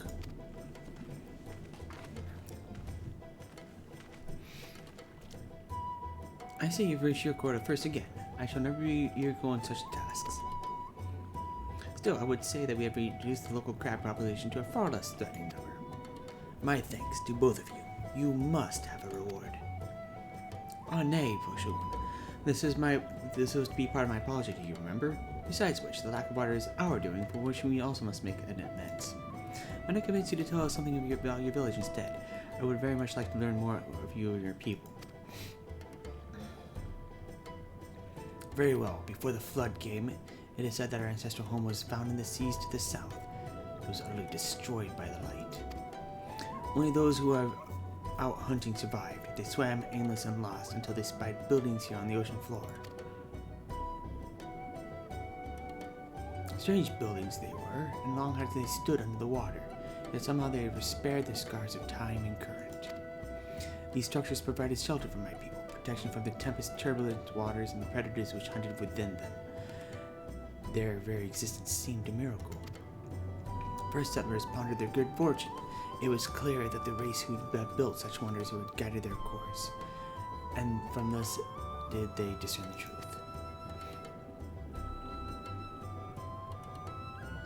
The ancients had chosen us to serve as caretakers of the eternal sanctuary at such time as they returned. Thus, if it is judged that your coming, and this great vanishing of water, was by the ancients' design, you will find warm welcome here. Joining our astonishing history, yet I cannot help but wonder, how would the significance or otherwise of our arrival be decided? The ancients have blessed us with protection and prosperity. If your presence serves us to bring us the same, there will no doubt be no doubt in the matter. Then it would seem that our decision was the correct one. We thank you for the lesson, Pao Shun, and will continue to do what we can to assist your people. Should you desire our help with any other trouble, pray do not hesitate to ask. You should return to the task at hand. Only, do try not to overexert yourself, my friend. The risk far outweighs the gain.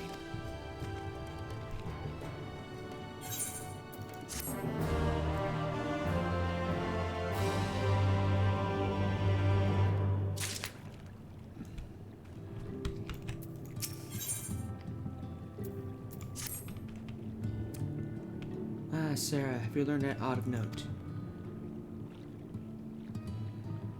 Fascinating. And precisely the sort of information I was hoping to hear. In fact, if you have a moment, I'd like to borrow your eyes to confirm a theory I've been working on. Come.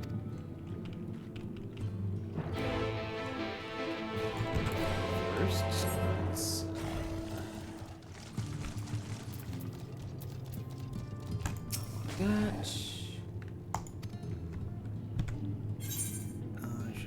that.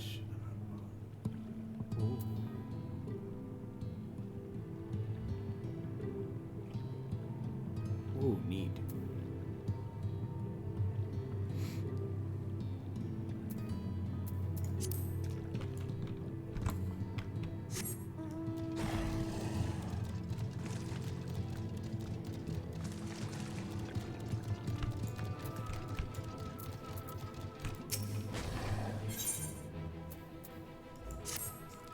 Hail, Finswan, welcome to the Cups.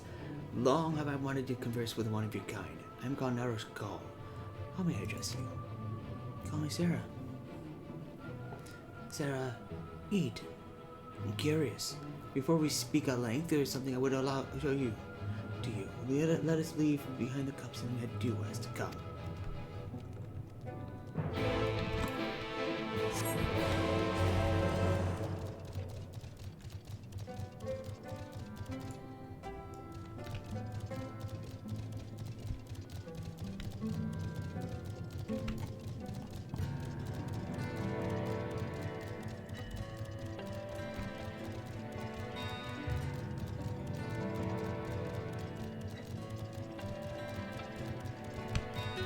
I imagine it'd be pretty cool. Now, there are the two tasks I would have you perform. First requires you to inspect the buildings which surround the Ando settlement and to note the most distinctive characteristics. For the second, I wish you to use this knife to take scrapings from one of the remnant walls. Pray be as thorough as you can. I shall be waiting here with the results of your investigations.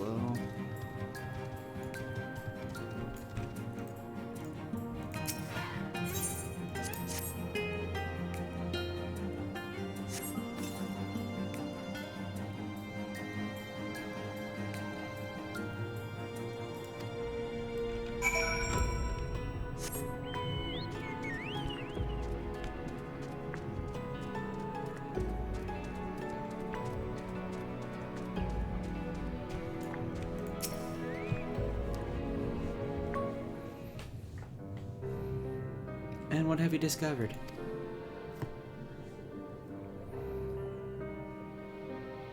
Yes, I would agree that the windows are most distinctive. It would seem the structures applied to both appear the same to both your sight and mine. And you'd say you could not so much as scratch the wall, even with all your might behind the blade.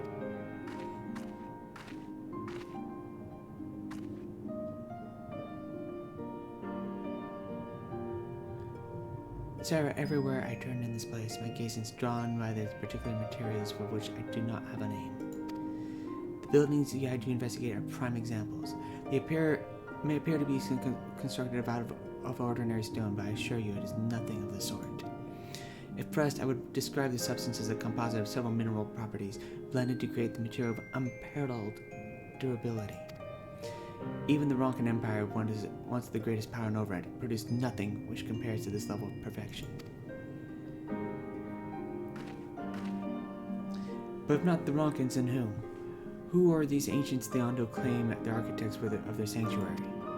I suspect the answer lies within the reason El itself withdrew here to this tempest. He may simply have wished to retreat somewhere where more mortals would struggle to reach. But there are many such remote locations. Why here specifically?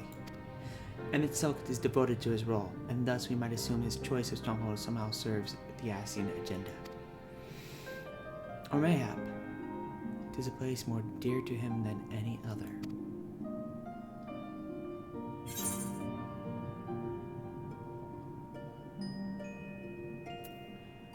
Are you saying this was built by ancient Ascians?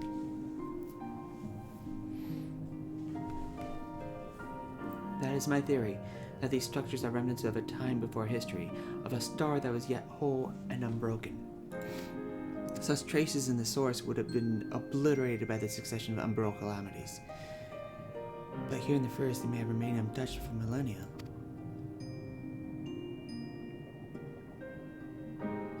Copy the mural of the Kitana Revel. Ahmet presented it to me during my visit to Fano, after a victory in Kalusia.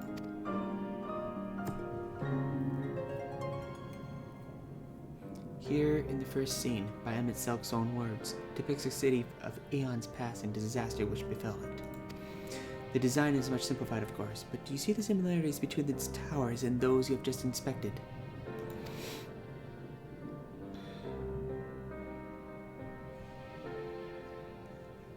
We are close to the truth, I feel. Let us search the surrounds for another tower, one which matches the picture near enough to remove all doubt. From what I've seen, not more than sand and more sand lies to the east, and to the south held no such structures.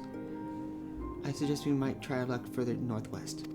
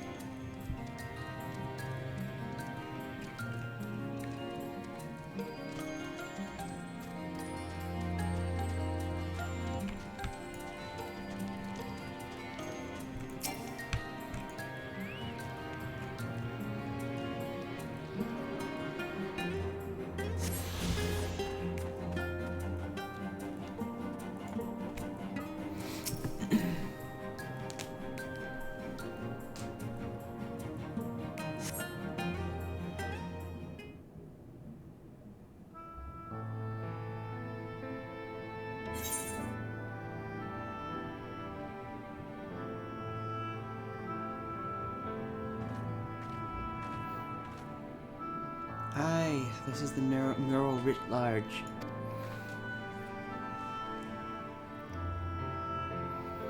Though I cannot guess at its purpose, it must have been an imposing sight. How much of the tower's height lies hidden beneath the ground, I wonder. Centuries of our history have settled upon such ruins. Countless layers of dust and sediment.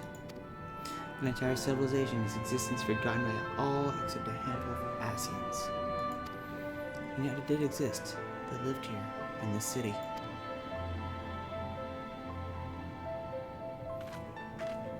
But let us focus on what we've learned thus far. The Under Chieftain spoke of a mystery stirring, of a land illuminated. Judging by his words, he believes the phenomenon related to the Ancients' return. Thus we can surmise what the Ondo saw shining in the abyss was, in all likelihood, yet another remnant of this age-old civilization. And who else would light this lanterns, as Ring put it, and then Emmett Silk himself? 'Tis almost certain he is there.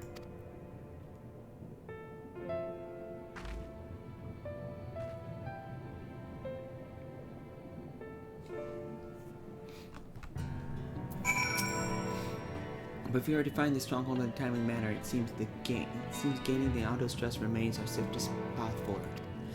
I only hope our deeds are enough to win them over.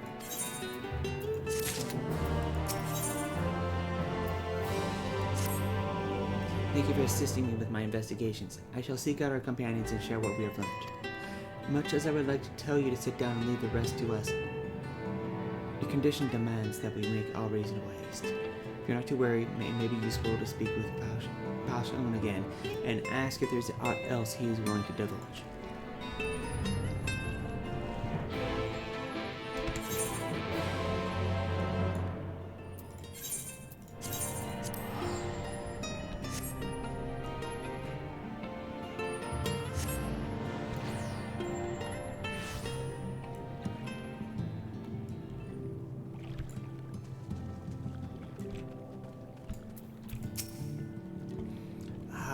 Friend, you and your companions have done much to repair the damage caused when the waters parted.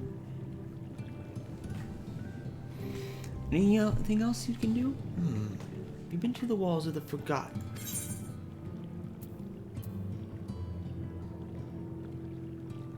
I think I've just come from them. The remnants to the northwest, yes? You visited them unbidden. Could it be your footsteps were guided by the ancients? Believe it all may be so. Listen then, and I will tell you of our plans to bring light to the walls, that we may answer the shining call of the illuminated land. We have requested a finless craftsman to shape us a sacred lamp. He is odd for a land dweller, choosing to as he does live in the ocean, but his skill is beyond question. It is concerning, however, that we have heard nothing of his progress. If you would wish to visit this artisan and return with our long-awaited light, any doubt of his to your purpose will be laid to rest. His name is Grenold. You will find his workshop in the metal structure to the south. And I'm going to be getting my gear.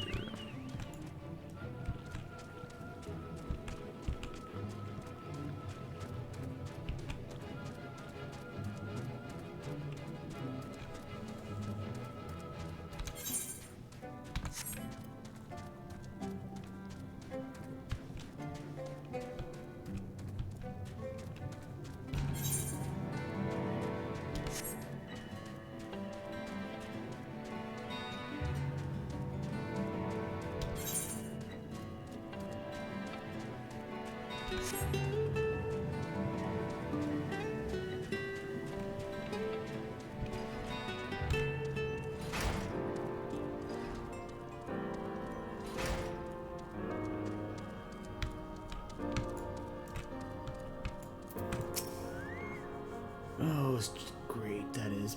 My mind's playing tricks on me now. Look, Reynolds, someone's coming to visit you at the bottom of the bleeding ocean. Or it might GP as a roast, eh? Go ahead, foul shade. Feast on yourself on me, rotten soul. Got no use for it. Craftsman can't craft is more pointless than a sea slug with a dome and hammer. And that's just an insult to the bloody slee slugs.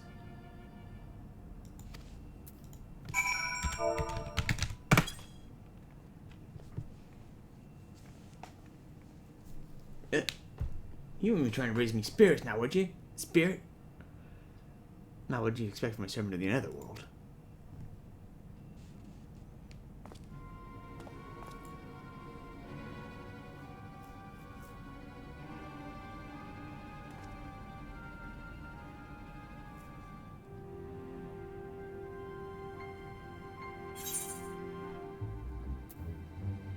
Has it really come to this?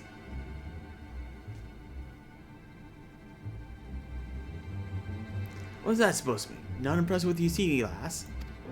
Well, I may have let myself go a bit. This was meant to be my underwater sanctuary, a place where I could concentrate my work, far from distraction of the outside world. And yet here you stand. Now what's so damn important that you dive all the way down the bottom of the bleeding tempest to bother me? The undersland. God's curse me, empty head. I've not much made a start.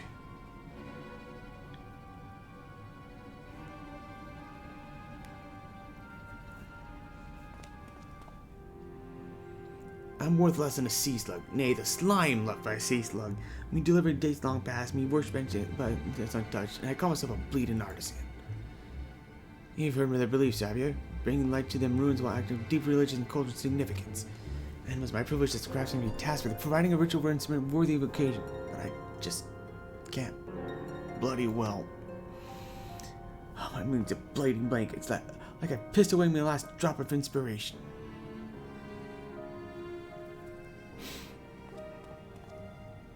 Tell me you've got someone to show me. Someone that is giving you muse to get a right kick up the arse.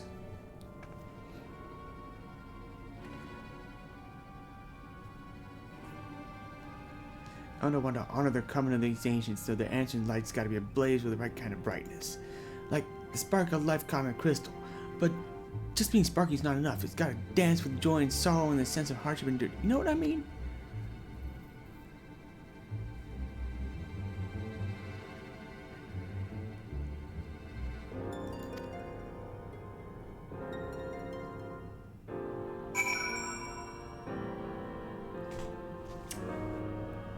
Hold on.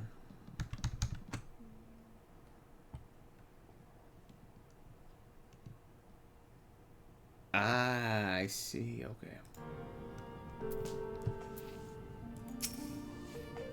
Left the Ando down. I mourn that I left myself down.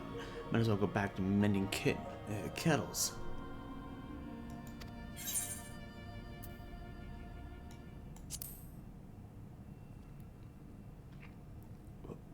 What's that you've got there?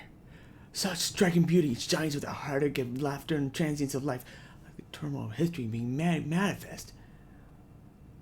I can see the brilliance of the crystal legacy. You never captured such a gleam, not if you labored 100 years.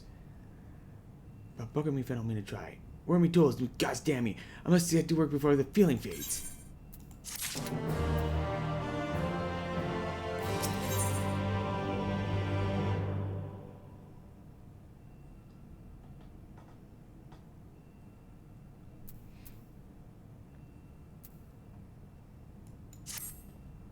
I can feel it. A vision forming in my mind. Step aside, lass, and let me itching hands get to work.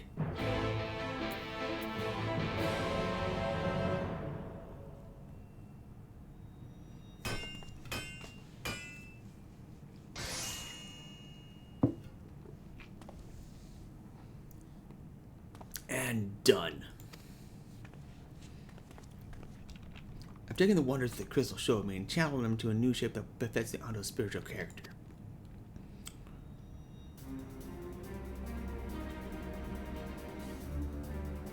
Yeah.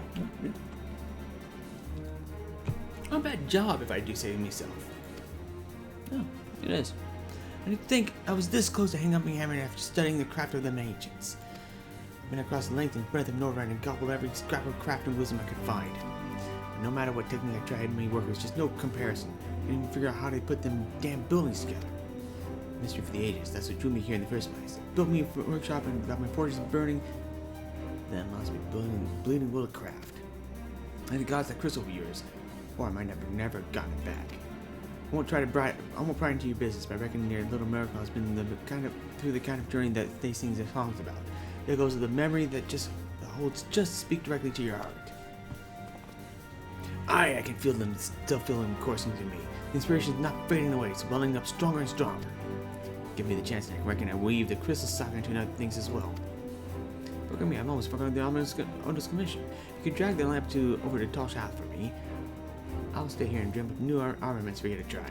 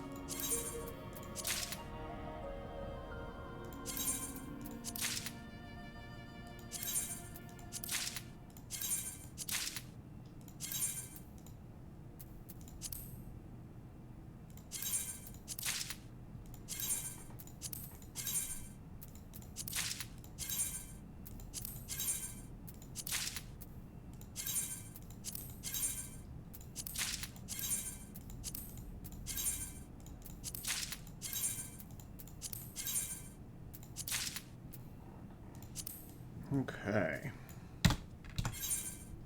Oh, wait. I have a feeling I missed this as Yara. Okay, take care of that.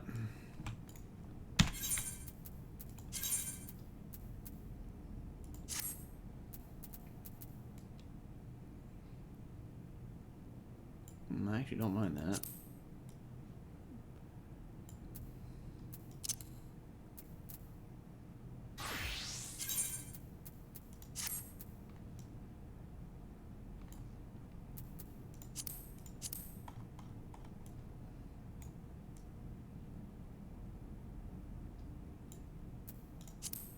Definitely not that. Okay, we'll do that.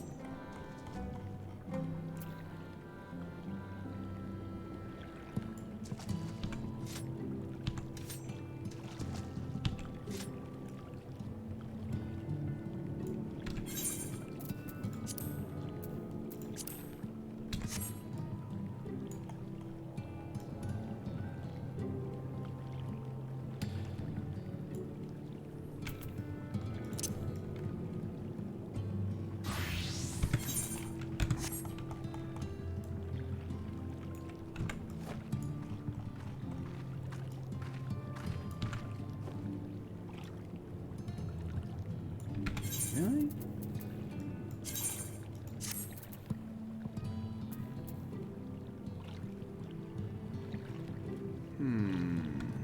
Okay.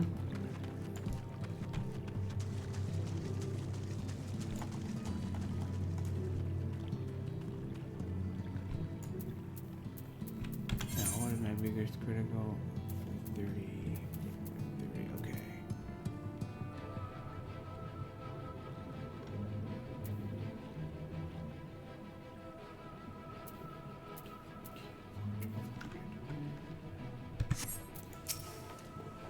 What is it you have there?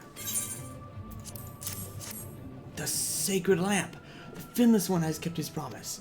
My people will tell me of the many deeds you have performed in the name of aiding the cups. And now you come to me bearing the light we had almost surrendered hope in never seeing. We can no longer doubt your purity no longer. Your arrival was the will of the ancients. Yes, the time of fear has passed. We shall take the lamp and its unveils and steer illumination upon the walls of the forgotten. Gather there with your companions, and we shall speak once again once our prayers have been offered.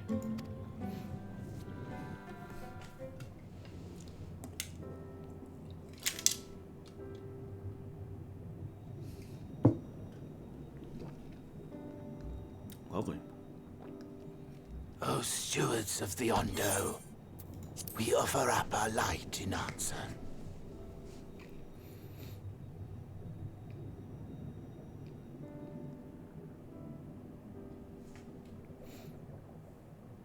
That crystal you showed the artisan. Was it... Did it belong to one of my friends?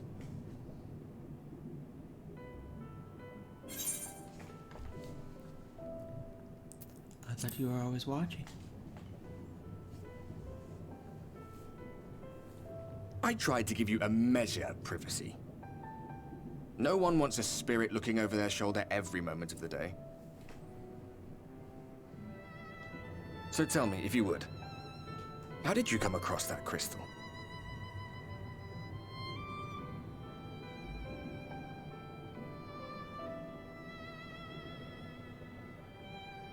Oh, it was render raised then.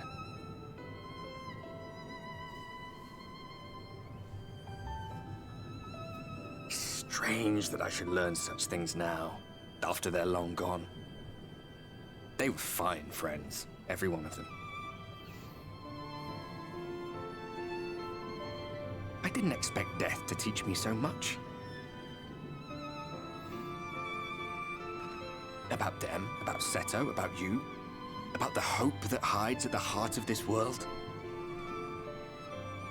I've never been one for idle chit-chat, but if by some miracle I could see them all again, I doubt I would ever stop talking. I'm grateful I got to bend your ear at least.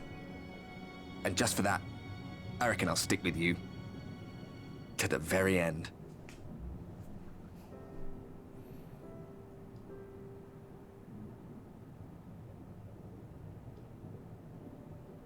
Apologies, we were a little late to the gathering.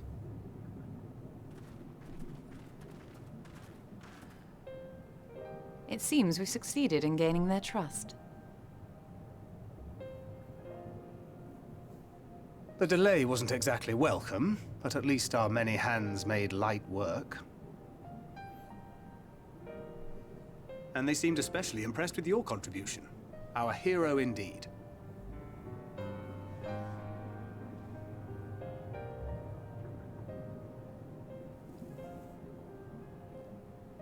Y'shtola was telling us those structures may date back to the age of the Ascians.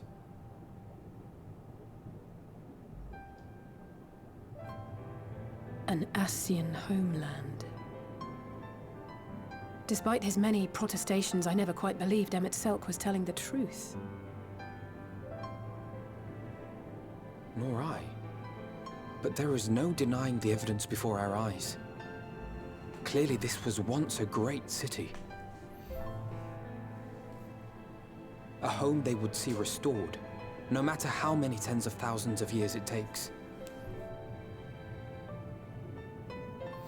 It's a hollow dream when you think about it. Even if they manage to rejoin all the worlds, they'll never bring back the ones who were lost. But would I have done any different?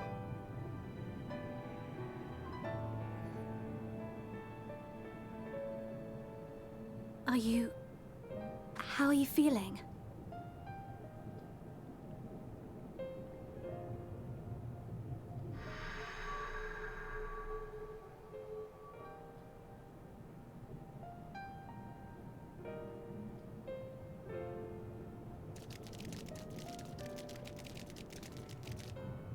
You have completed your devotions? Yes. To the honored ancients have we offered up our prayers and our gratitude. You too have our thanks.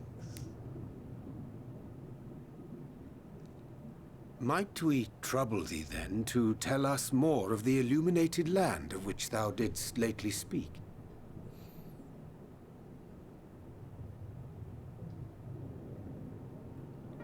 To the west of here lies a great trench. Some days ago, a light appeared in that endless darkness. Curious, we ventured closer and discovered in the depths an entire city.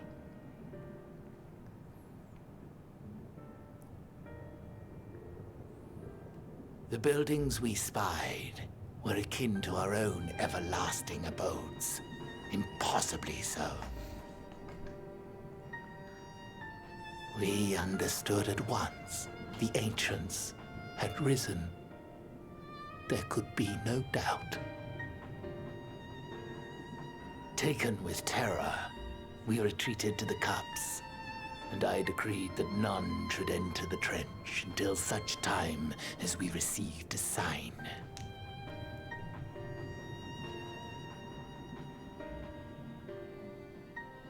Might it still be possible to reach this city of the ancients?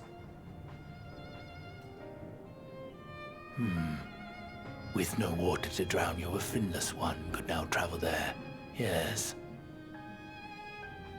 I am convinced you are the sign for which we have been waiting.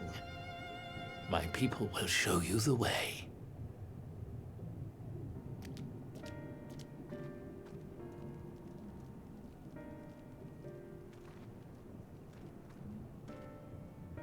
Shall we?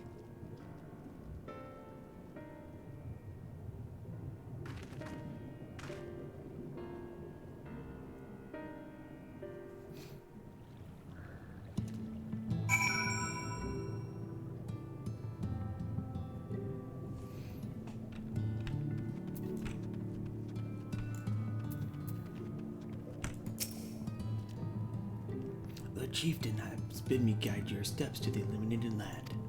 Come, the way lights downwards. Follow the path of coral and rock and join your comrades below.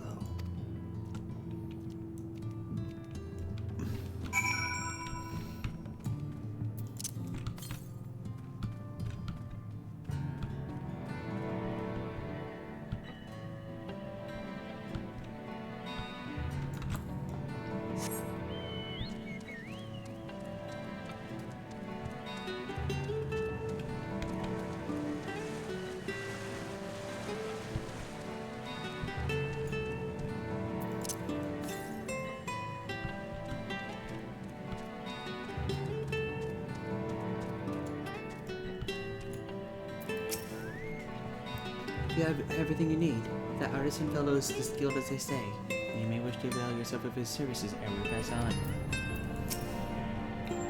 If Emmett Silk is in that trench, then we'll have to assume that he's not swimming in the salt water. I wouldn't want to suddenly find ourselves at the edge of the Bismarck's bubble with no air to breathe. Run away at last. Seems far darker down here. I'll not start a few shadows. We are moving as a group, yes. Oh, fork.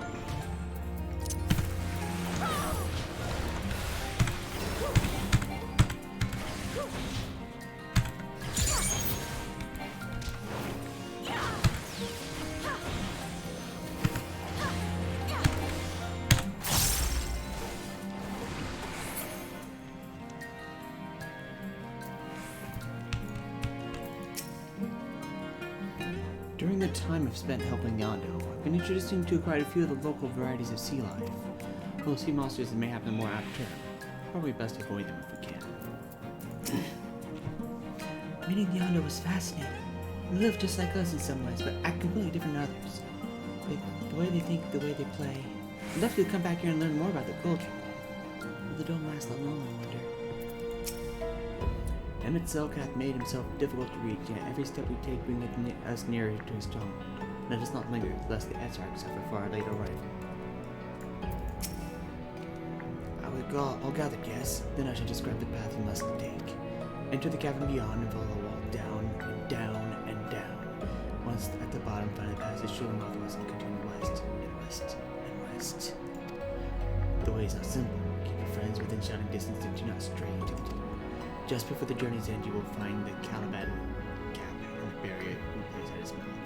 This obstacle will fade, and should you raise a hand forward towards it, we have made it so. A most succinct explanation. We thank you for your guidance. Right. Deeper into the depths we go.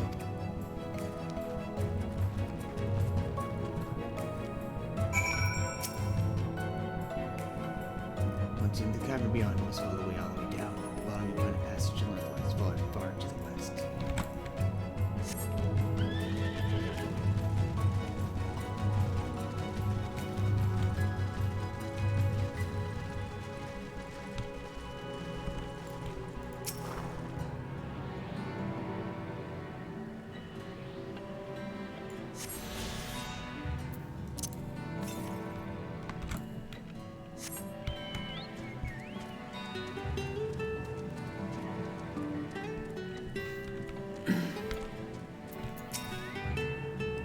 The rocks and coral bunch up by the cavern like a wall and a staircase of sorts. But be careful, you wouldn't want to slip from up here.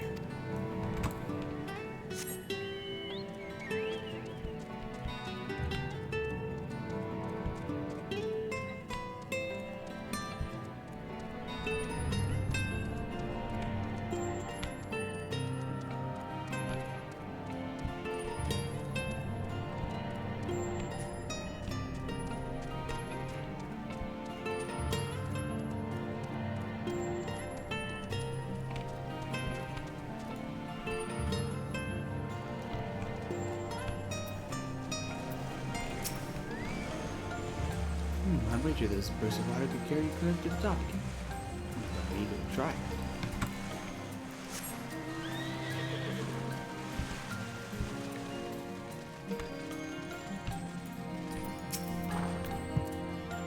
Our guide bade us travel to the cavern floor and thence to the west.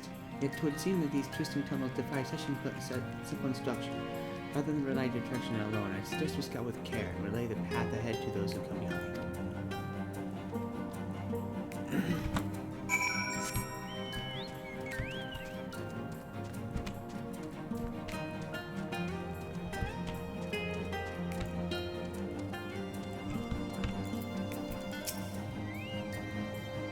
Stola hath forged ahead. Shall we continue on our own events?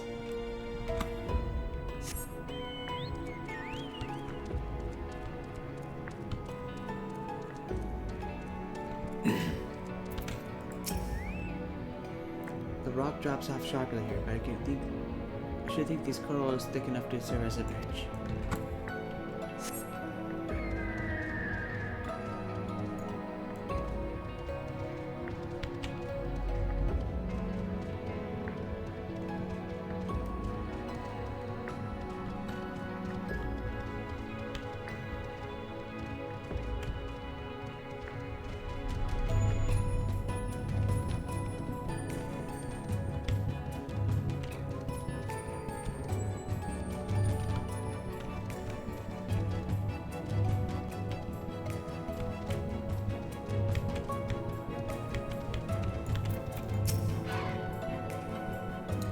Ah, Sarah. You have a choice of two routes from here. You can either take the long way to the south along the rocks, or skip along the coral branches that Lisa has done. I, for one, shall be following my sister's example.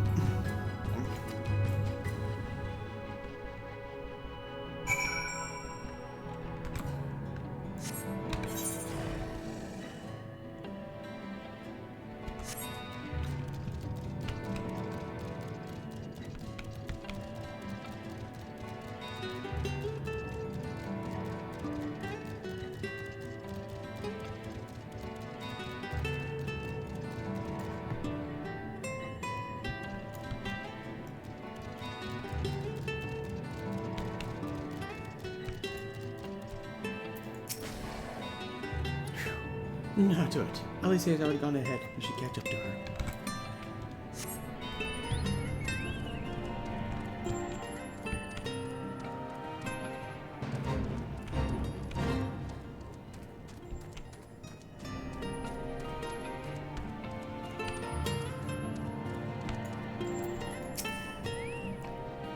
There you are. Come on, I think I found the tunnel we're looking for.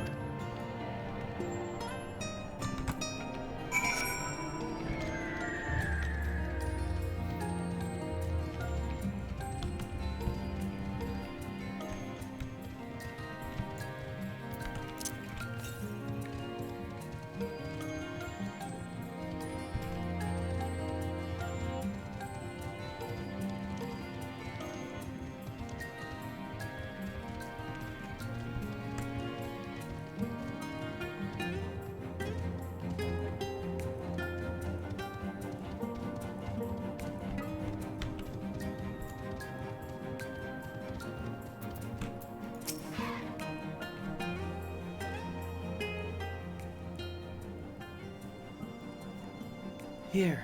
This must be the barrier the Otto spoke of. Well, that was rather more arduous than expected. I feel a sudden rush of gratitude for the smooth roads of our ancestors cut through the wilderness. It was a treacherous path indeed. Now I believe one of us needs to but raise a hand to bash this next obstacle. Sarah, I'd like you to do the honors.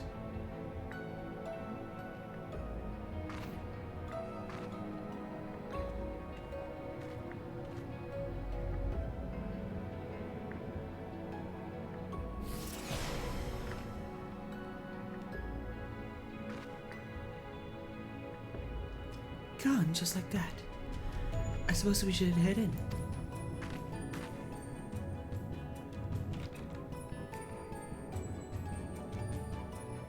Like as not, this tunnel will just be as perilous as the road we walked to get here. Let's stay aware of our surroundings, shall we?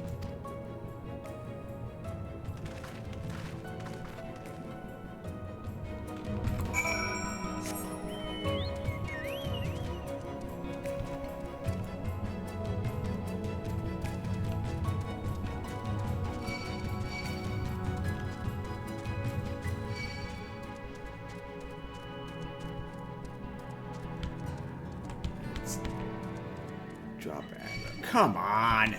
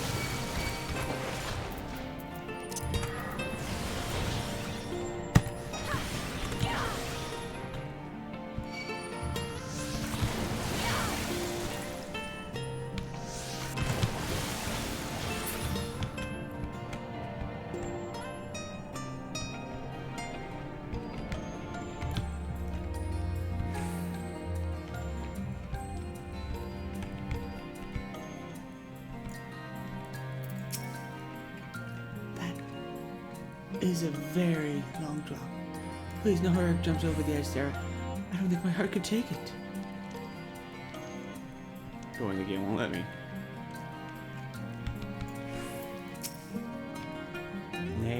don't want a chance of that, like hugging the northern wall and the way down seems a wise proposition.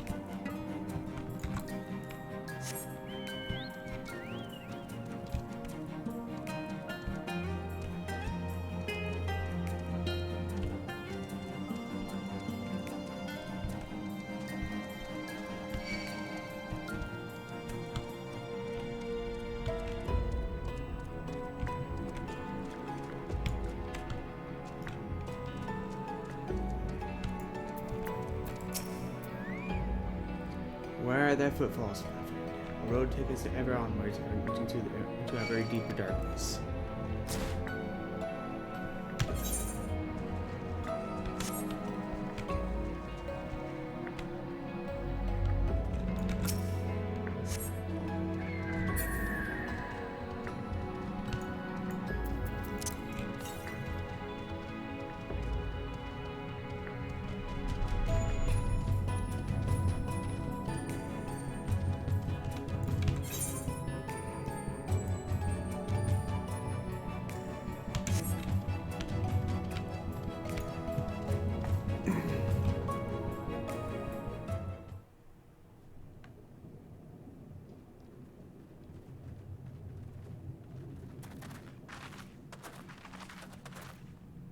By the gods!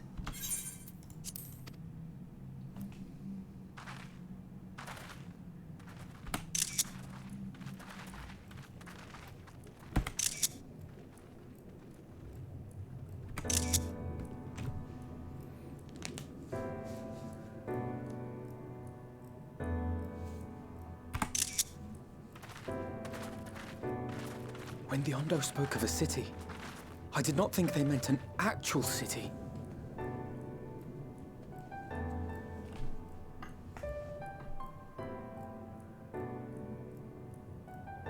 Then we are seeing the same view.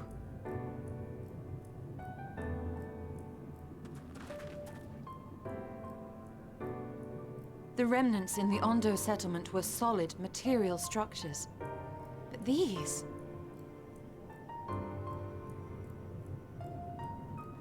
everything here pulses with ether.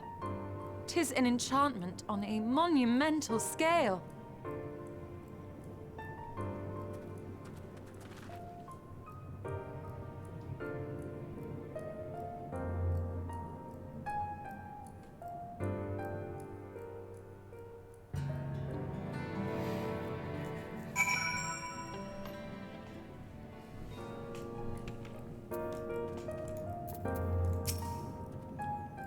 One cannot blame the Ondo for fleeing the spectacle of these brooding edifices.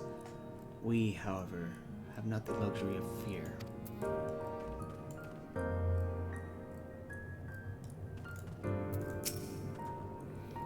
Emmett Selk holds the Exarch captive somewhere within that vast city. Yeah, even if we must search every alleyway, we will find them. When the chieftain spoke of lights of shining of the abyss, isn't that at all what I imagined? Why would Emmett Selk do this? You'd think all those tall, dark buildings would be frightening, but for some reason they just make me feel sad. It's big, I'll grant you. But cluttered city streets are far more conducive to infiltration than wide open spaces. This will work to our advantage. Trust me. Sarah, did you note the style of the architecture? This is the same used for the remnants of the cups and the murals painted towers. Look closely. Emmett Selk has not simply reclaimed these ruins, he has layered the semblance of an entire city upon them. Gods, the magnitude of this artifice is staggering. It pains me to admit, we do not fully understand the fears of which an old world Ascian is capable. I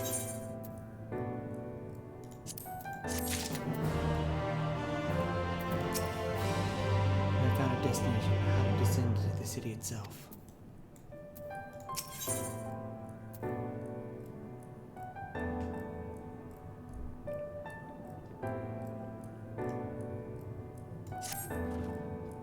It's intimidating, yes, but we have to start somewhere. Why don't we have a closer look at the tower to the southeast? We might be able to reach it from the edge of this trench.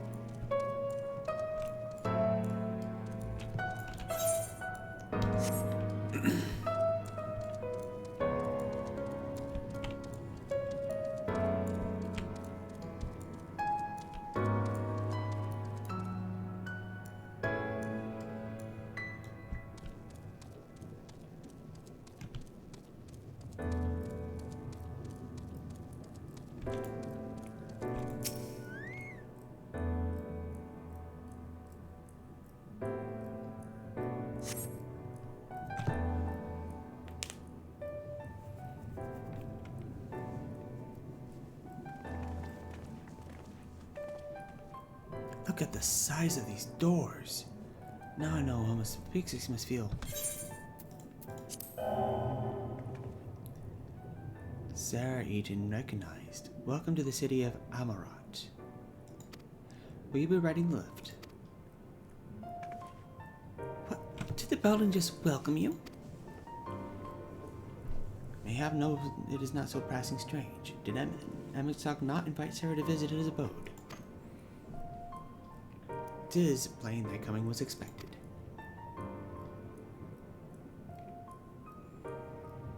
And where will this lift be taking us? The lift services every level of Akora Heights, but is presently configured to convey passengers directly to the ground floor.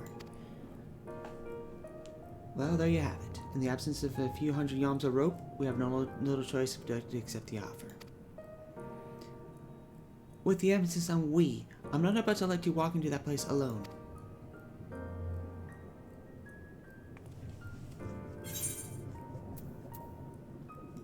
I wish to ride the lift.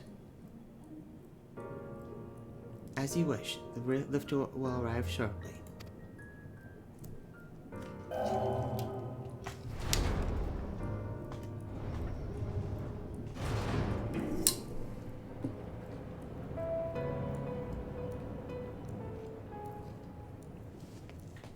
Next stop, ground floor. Facilities include the Bureau of the Administrator, the Bureau of the Architect, and the Capitol.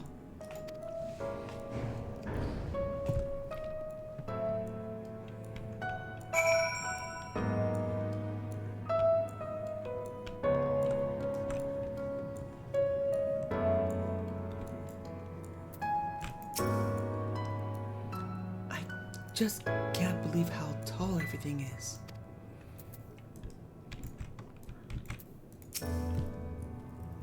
Seems peaceful enough, he said, tempting fate. Each of these towers seems a veritable city in itself. Even a Gigas would feel inadequate in such surroundings. Just a moment, I thought I saw something. If mine eyes do not deceive, we stand in some manner of communal square.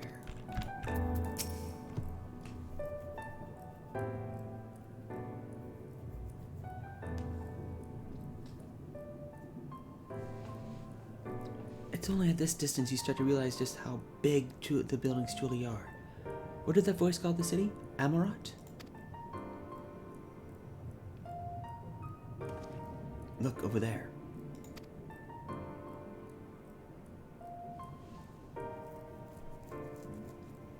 Is that a person? Ah, no, my mistake. It's a giant. Doesn't seem to have noticed us yet. Giant or no, a resident of this place may have much more and may have much more to tell us. I say we make the first move. Oh no, you just can't.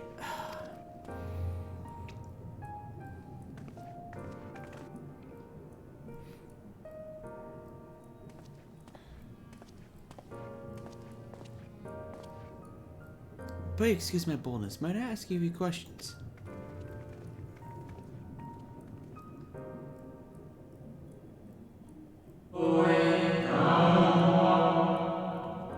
Oh, what adorable creatures. Are you children on an excursion? This district has much to teach you. How odd. It sounded like no language I've ever heard, yet I understood every word. Just as he understood us.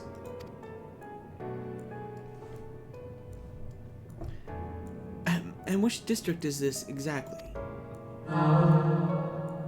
You must be lost, poor things.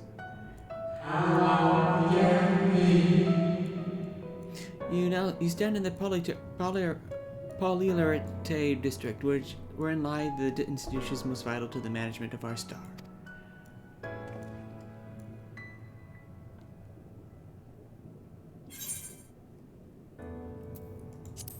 Can you tell us where to find Emmett Selk?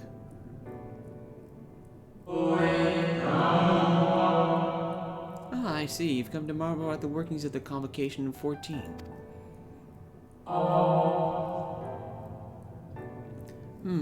Hardly surprising, I suppose. The whole world holds its breath as the final days draw near, and our brightest minds race to implement the plans.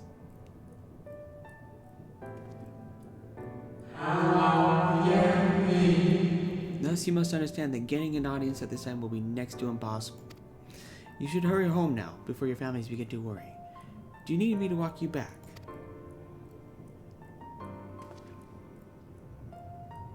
No, thank you. We will be fine.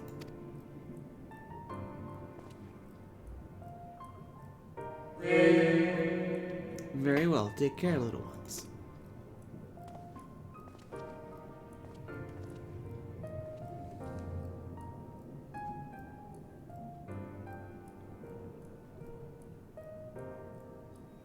What was that all about? To my eyes, these people appear as arcane entities. I suspect Emmett Selk wove them from ether, much as he reconstructed the rest of the city. The final days.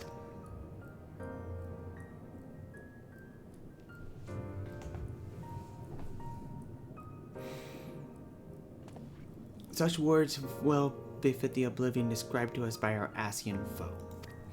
A catastrophic and of unprecedented scale, which did set in motion the unsummoning of Zodiark, and thence Heidelin herself. But what happened centuries and centuries ago, didn't it? The man spoke as if they were rushing to avert disaster here and now.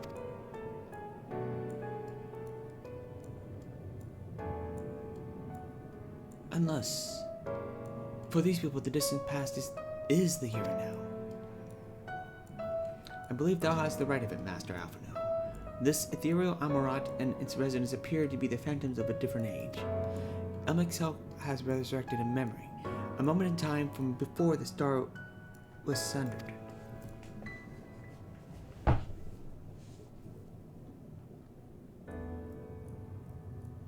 So we find ourselves in a long destroyed city inhabited by the long departed. An unusual situation to be sure, but at least we're able to parley with these ancients.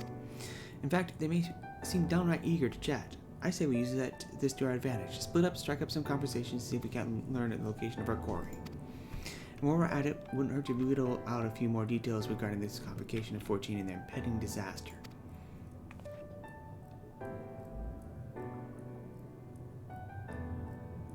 To mingling then. Let's meet back here and when our jaws start aching.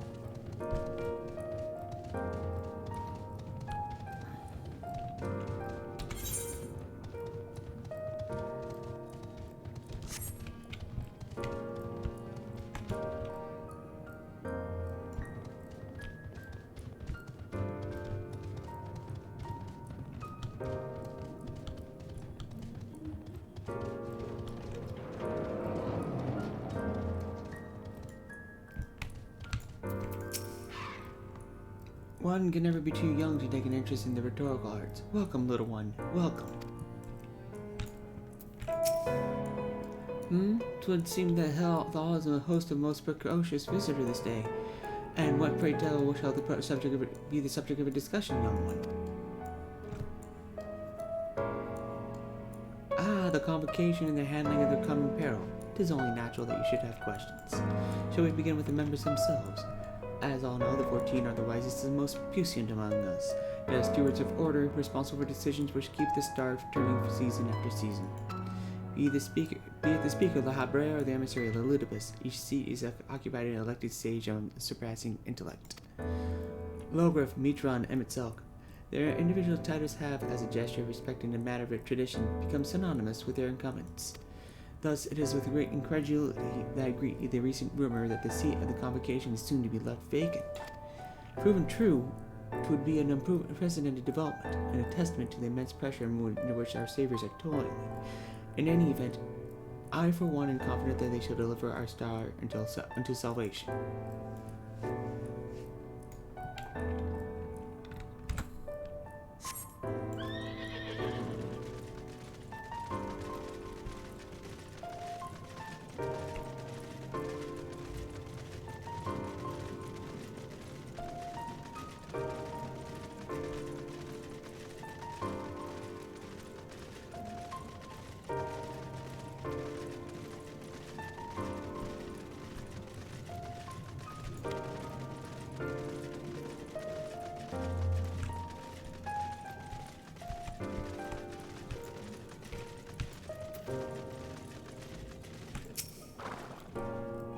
Good gracious, child, where is your family?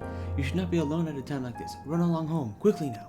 Have you not heard, though yet confined to the lands across the sea, terrible phenomenon afflicts this star.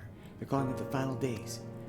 'Tis said it starts suddenly, a cacophonous keening from beneath the earth, that the sound distorts all living things within earshot and wrests from us control of our creation magics. Once that happens, all is lost. Fear, pain, despair. Every dread impulse is siphoned from our minds and given substance. An eternal fall of fiery rain, an incessant spawning of nightmarish beasts. None can point to the source of the phenomenon. 'Tis as if the star itself had fallen ill, as if a force inimical to life now festers and spreads. 'Tis only a matter of time until Amarat too resounds with that discordant squall. You should stay with your loved ones, child. Stay with them.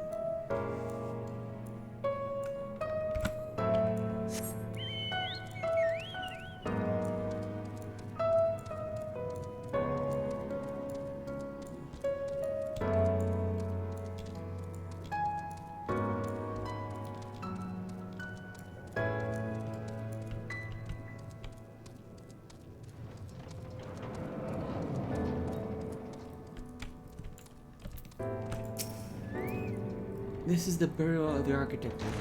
If you would require assistance, I should be glad to assist you. But are you certain this is where you should be?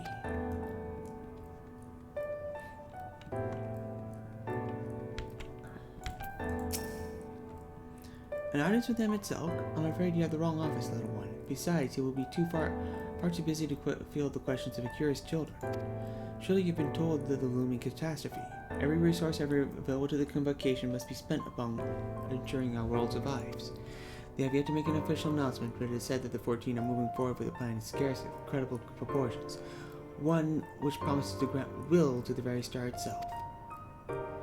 They will invoke a mighty spells of creation and birth an entity of all-encompassing magnificence, and then they will rewrite the laws of existence.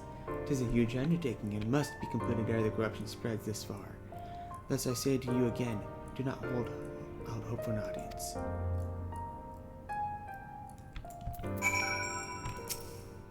This is your first time here. Take a number if you haven't already, then settle in for a good long wait. Welcome to the Bureau of the Architect, little one. I shall be glad to assist you in locating the concept you seek after I've finished assisting those ahead of you in the queue.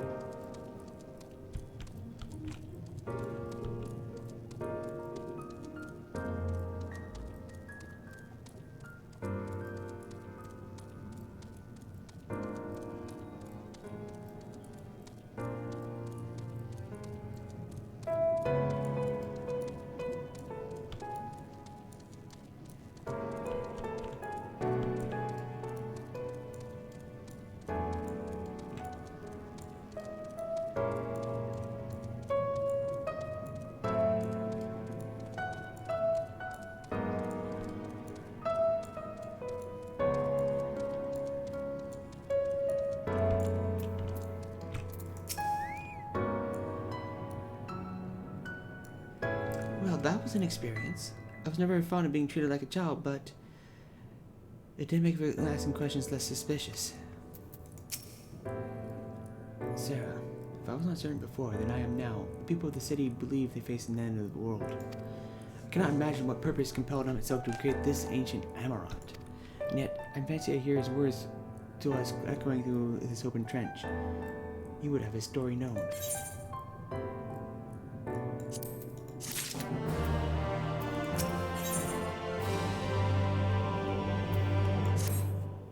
We can compare notes once the others return. Hopefully, then our next move will become clear.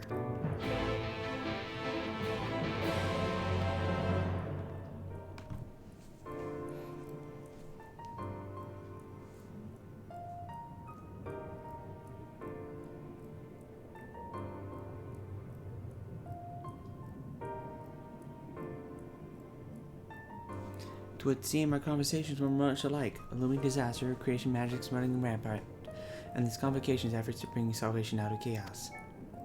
I suppose it was talk of little else in the time when these events came to pass. Urianger, if I may, what are your thoughts on the ancient arts of creation? A fascinating discipline indeed. Aught the mind can conceive may be rendered in reality. All that is required is a clear concept upon which to focus one's will. 'Tis not dissimilar to the primal rites taught by Asians, for in ritual ceremony bringeth life into figments of myth and legend.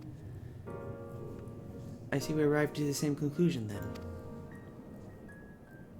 The people who lived in the age before the Sun Ring were blessed with vast reserves of mana. No matter how draining these creations' magics must be, it seems they paid at the cost of not more than a fraction of the ether which coursed through their own bodies. If we were to attempt the same, that such spells would soon deplete our energies, and then seek to draw the balance from elsewhere, from a hoard of crystals, mayhap, or from the very land itself. Thus, when this art of creation was placed into our hands, it became, in effect, a means for destruction. An interesting matter, no matter which no doubt bears further study. But despite all these revelations, I fear we know closer to finding itself. Has anyone learned aught which might lead us to this location? Not directly, mayhap, but from what we've heard, it seems the convocation unfortunately sequestered in the nearby Capitol building. When we went to see for ourselves, the attendant would let us through without written permission. So we tried our luck at the Bureau of Administrator, where we thought these permissions might be issued. The clerk there said he couldn't help with since our names didn't appear in the registry. And that's where we gave up. Though I wondered though, Sarah, could you be eligible for one of these writs? The voice in the lift seemed to know who you were. It might be that your name is registered in the bureau at the bureaus as well, with the look I'd say. Meanwhile, I'll head back to the capital and search for a less official point of entry, just in case. Pray allow me to accompany thee on thy reconnaissance. An arcane perspective may prove you needful.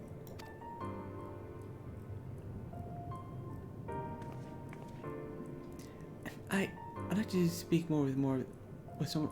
I'd like to speak more of these with more of these ancients. Maybe they know something that could help cure Sarah's condition. Would you mind coming with me?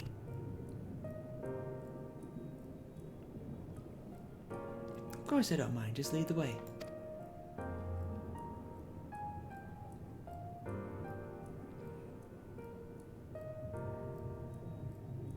Then Ishtola and I will busy ourselves with further exploration. There's surely more intelligence to be had. And so we part ways once more. This time, however, let us reconvene in front of the capital.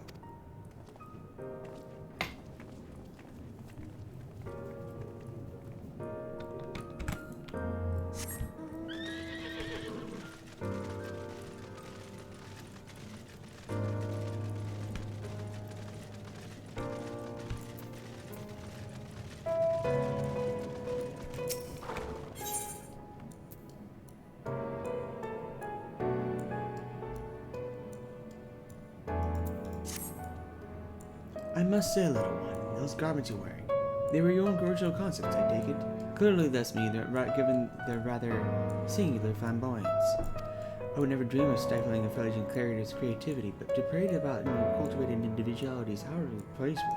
An Amarantine character shares his creations with the community. They do not hoard them for their use alone. To delight in the disparity is a mark of morally deficient.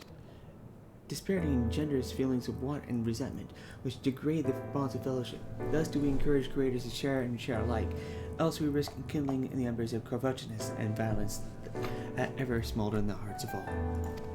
Therefore I must implore you, little one, to cast aside your original trappings and don the communal robes, that you might acquit yourself as an equal among many. In so doing, you will be afforded greater respect and autonomy.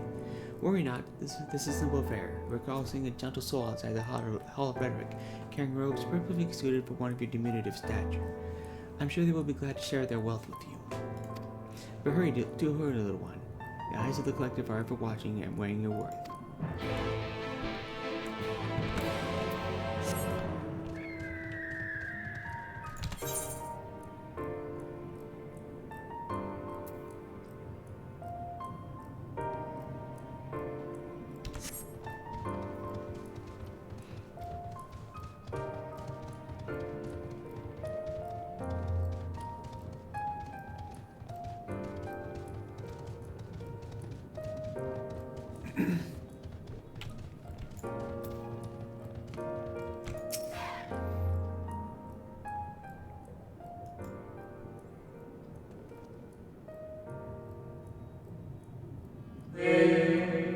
Oh, I've been looking rather smart this day. What can I do for you, little one?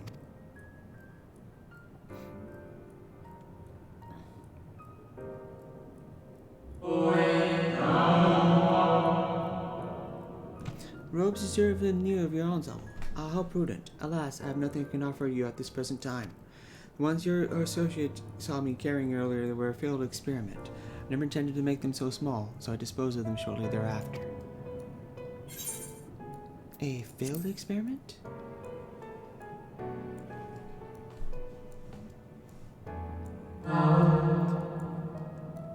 By your music question, I'm glad that you find it odd that your elders can feel in so simple an application of creation magics. It is more common than you may realize, little one. In this instance, a gaggle of children was passing by as I held an image of the robes in my mind's eye. Simply by becoming aware of their presence was the form of influence and the final product changed. All things considered, it could have been worse. Just the other day I was attempting to conceive a white-haired lion, and all of a sudden this exquisite eagle alighted on the nearby railing, giving quite the shock, and dramatically altering my initial concept.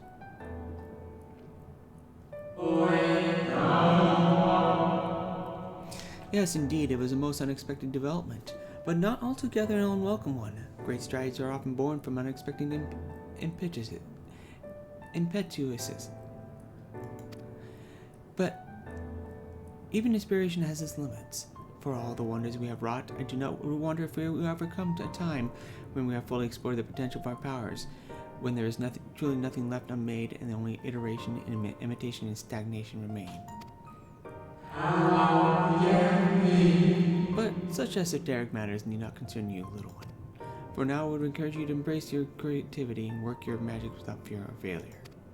Nevertheless, it would still be your best interest to don the appropriate robes to avoid excess scrutiny. Why don't you go to the Bureau of the Architect and request the appropriate concept so you can fashion one yourself?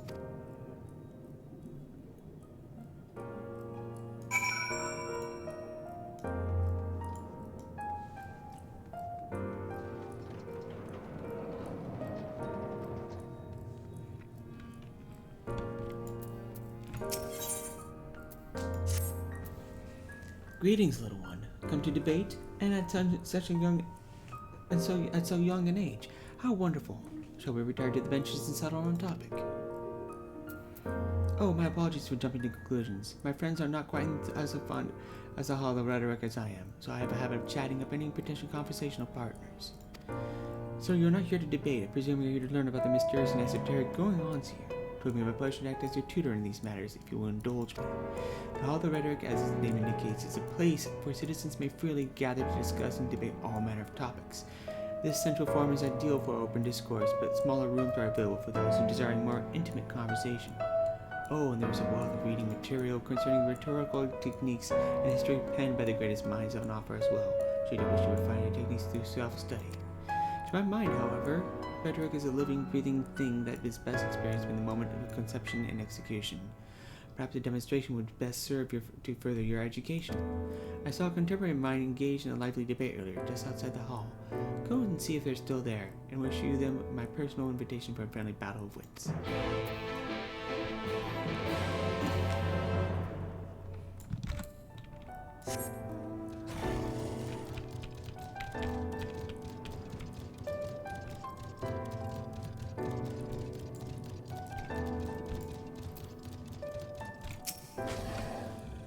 That is precisely my point, that their obsession with the so-called mandate to approve only the most beneficial concepts of wider distribution, never mind the ridiculous subjectivity of their criteria, has led the Bureau of the Architect astray from its original purpose. Have your business with me, child. Regardless, I'm in the middle of a heated discussion with my partner. Come back later.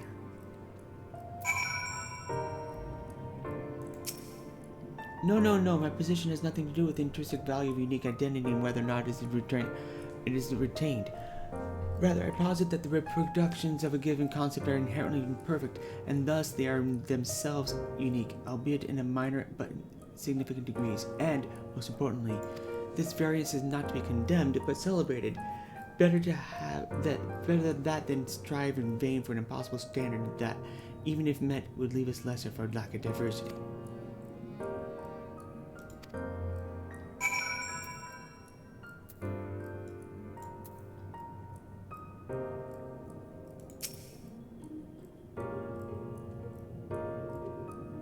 My, aren't you a stubborn little bugger? It's strangely endearing, I must admit.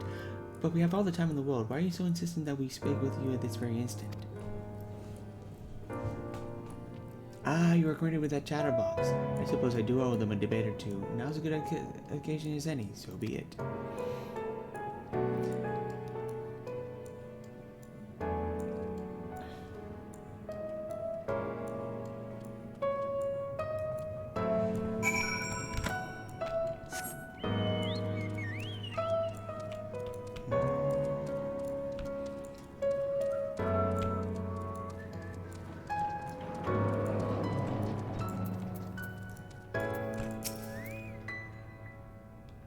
So you're to be an observer? No, that will not do. You must be an active participant. You must engage in the discourse. Only by doing will you learn and grow, little one. I see you found my friend. Thank you, little one. Then without further ado, let us commence the promised debate.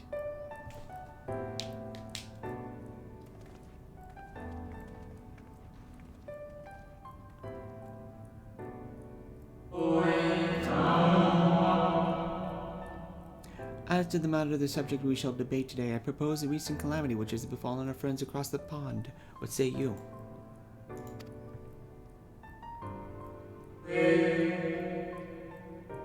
The singular point of contention, of course, is whether or not Amarat should intervene on their behalf.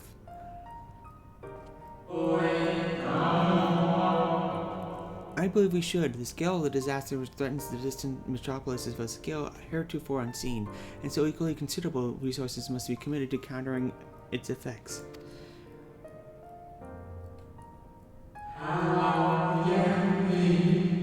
I disagree. The scale concerns me less than the nature of the proposition itself. Who are we to unilaterally intervene in the affairs of those half a world away? Are we to be the saviors of one and all? Such arrogance may lead to our own downfall.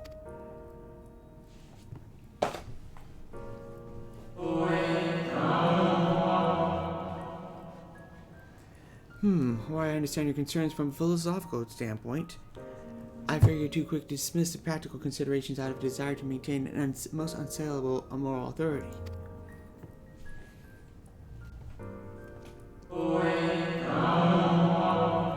But let us, you and I, hold here for the present and offer the floor to our young student. You have heard our opening salvos in this debate concerning the fate of our neighbors across the sea. What is your opinion on the matter?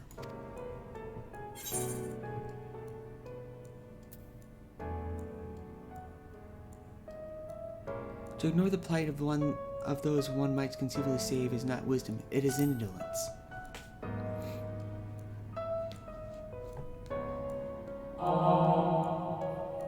Indeed, indeed. The same can be said regardless of one's opinion on morality and intervention.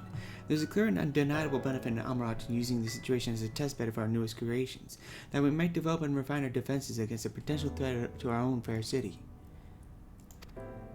How readily you see the moral high ground. How was it not our young friend's point that we have an ethical obligation to aid those in need? Yet, not only do you instead elect to focus on the benefit of Amarat alone, but you also deprive our distant neighbors the agency to determine their own fate.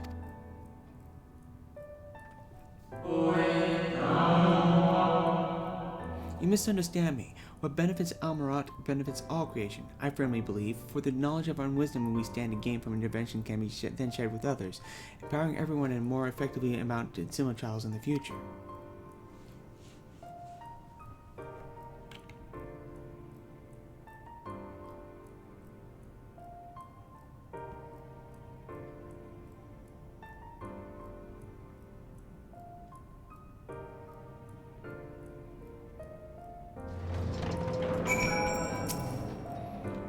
I must say, it has been far too long since I engaged in such a refreshing exchange of ideas. My colleague was equally delighted by the opportunity, you may be assured.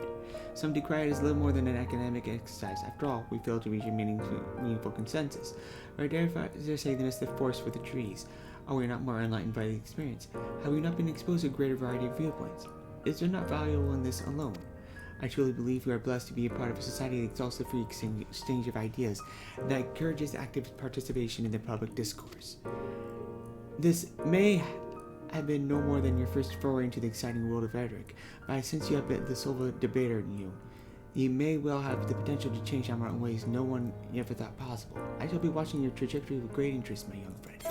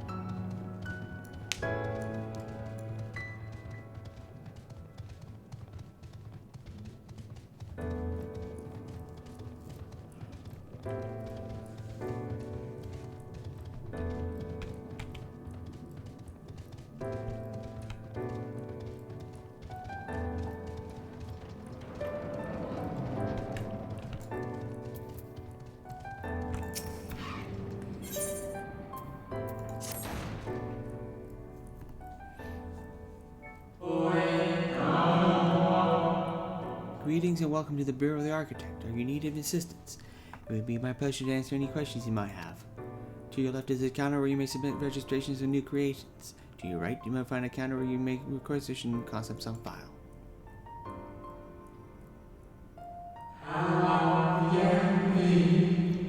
Am I correct in assuming you're not familiar with the services we provide? I see. A more detailed explanation is in order then. You understand that by harnessing the powers of creation, we can give physical form to all manner of concepts, yes?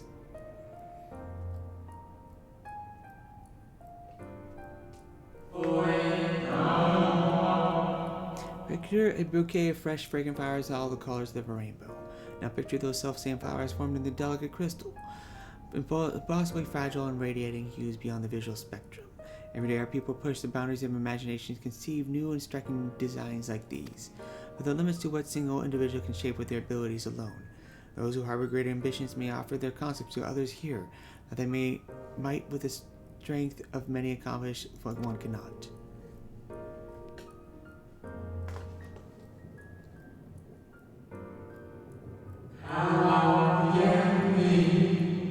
Not all concepts are for wider distribution, of course. Dangerous, subversive creations pose a risk to everyone, and so it is not only after a comprehensive evaluation, after a concept is judged to further the greater good, that we permit it to be shared with the community.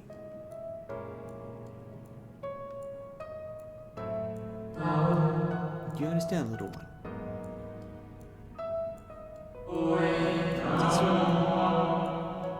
Since Since you are here, I think you might benefit from conversing with some of the others currently availing themselves of our services.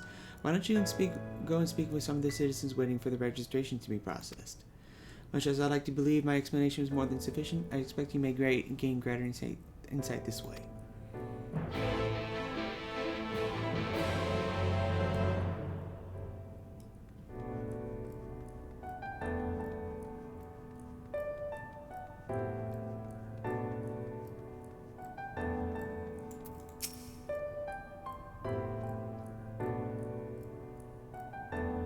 Hello, little one.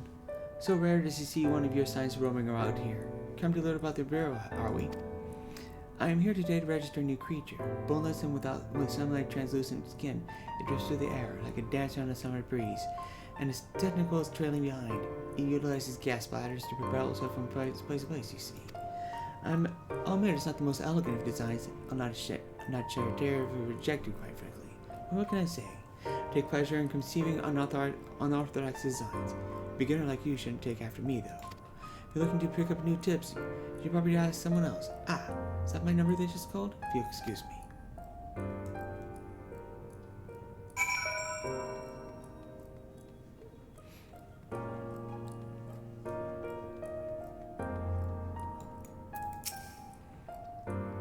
Are you the child I saw speaking with the attendant earlier? Thought so.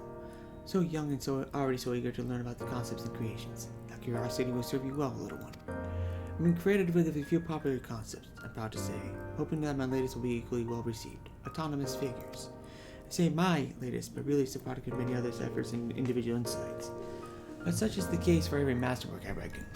Autonomy notwithstanding, these creatures know no fear.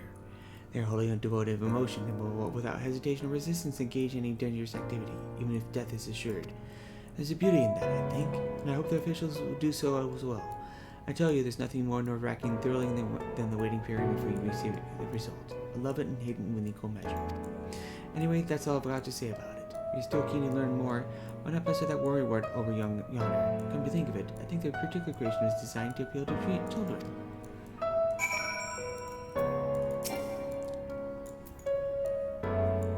Welcome to the Bureau of Architect, little one. Are you here to request a concept of our personal use? So what sort of concept did you have in mind?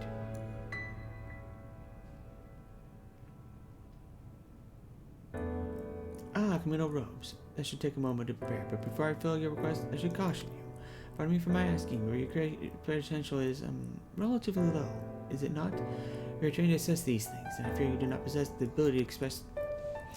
Regardless of that reason, you needn't worry. We have special tools that may be used to address this very eventuality. We'll furnish you with etheric rope you can use to restrain one of the misbegotten cubuses that congregate the plaza north of the Academia and Eater.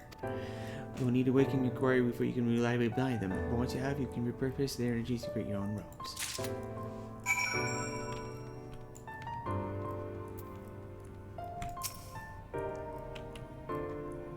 You there. An inspiring creator came to learn about the Bureau and the student working list. That's all well and good, but since you're here, perhaps you can help me with a little something. We've been finding a concept of mine for some time now. The adorable little creature is designed to be perfect playthings for any young children. I'm still totally unsure if it's ready to be submitted for approval, which is why I was hoping you might be the first to put it through its paces and tell me what you think. Your honest opinion, I'll have no flatter from you, young lady. This matrix will allow you to summon my creations, but don't use it here. Take it outside first. Don't be afraid to play it rough. It's all part of the fun.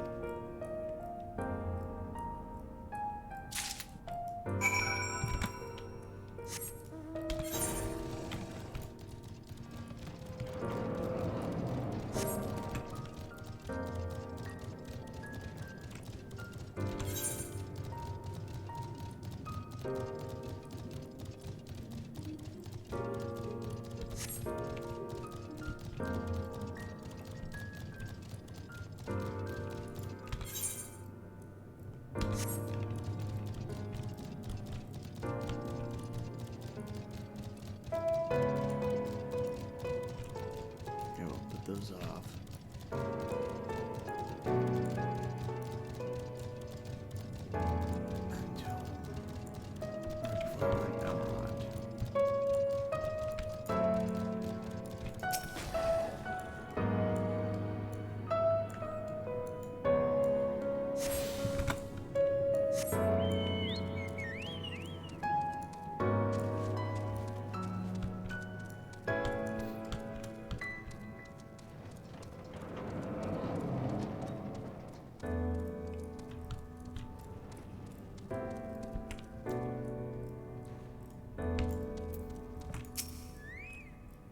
A visitor's writ. Yes, I can assist you. Full name, please. Sarah Eaton. Please wait near the counter while I confirm your details.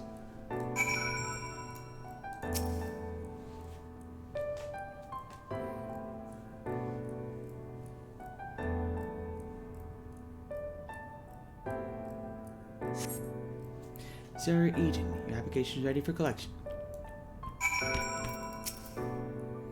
As your residency was approved by Emmett Selkin himself, further forms of identification will not be required. Here are your application documents. Submit them at the Bureau of the Secretariat, and the clerk will issue you with the visitor's writ for the capital.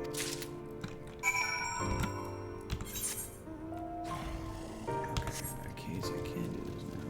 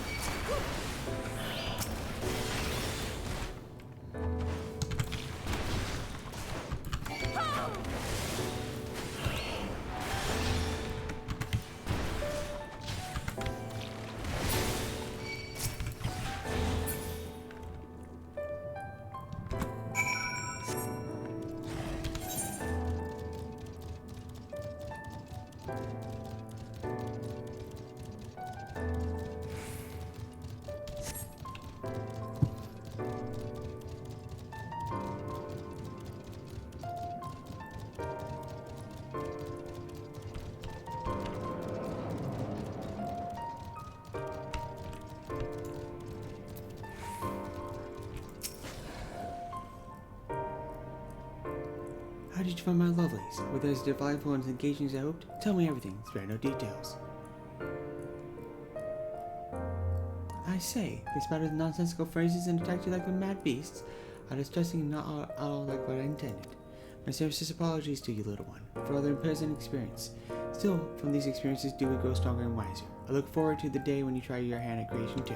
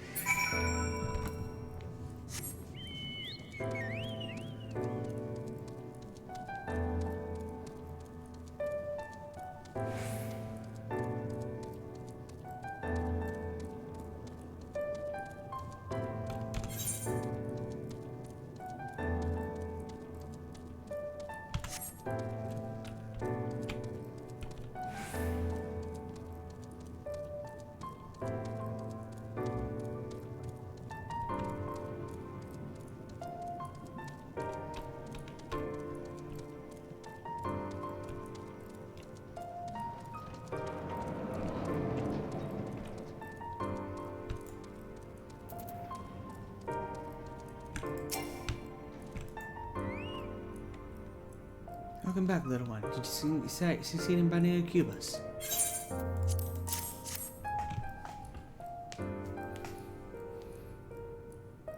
You have done well, little one. Allow me to siphon its energies and prepare the matrix for you. It should only take a moment.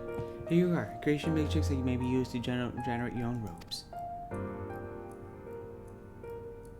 The concept is inscribed upon the crystal, which has been infused with the ether of the beast you brought me.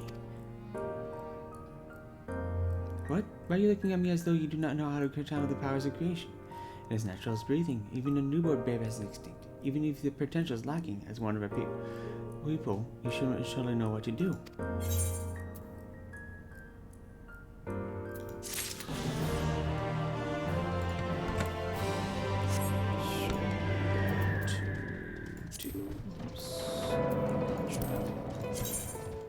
Yep.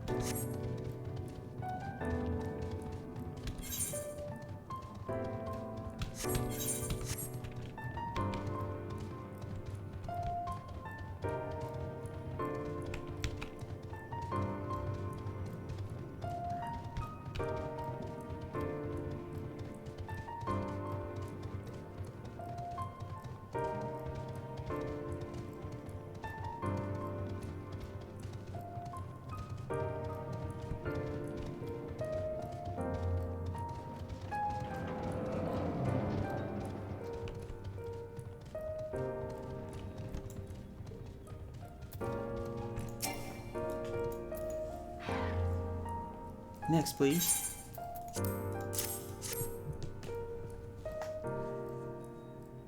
Visiting the capital, are we? Please take a seat.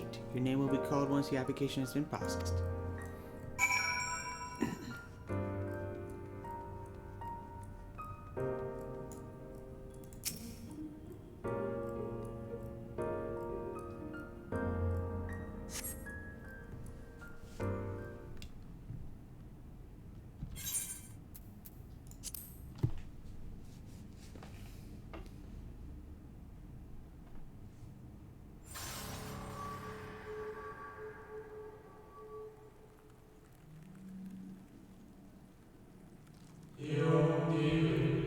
May I?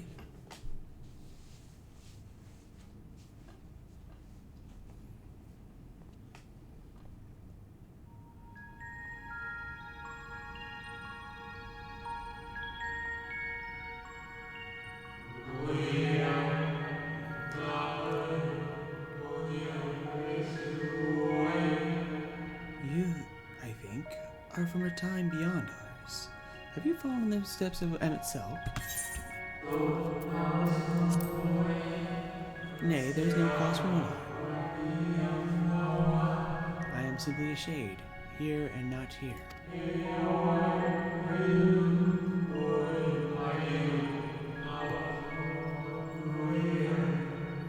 I only know that my name is Hythlodeus, and that the city is a great creation, a phantom moment plucked from the void of history.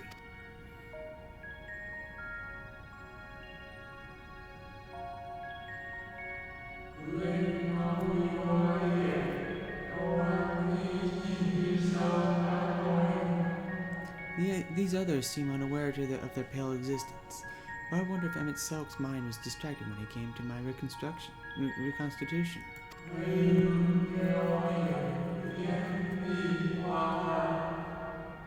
A stray thought would have been enough. Hythlodaeus would realize the truth, for example. We were close friends once, you see.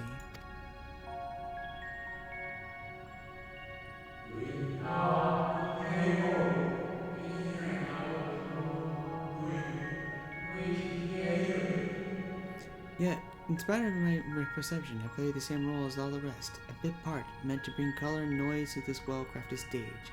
Too much scrutiny, and we shall burst like the fragile bubbles we are.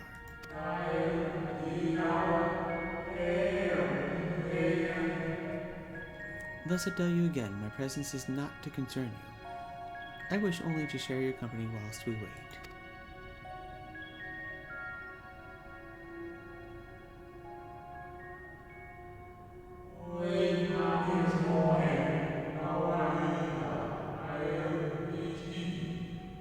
If you've come this far, then you know that the catastrophe that awaits us on our morrow.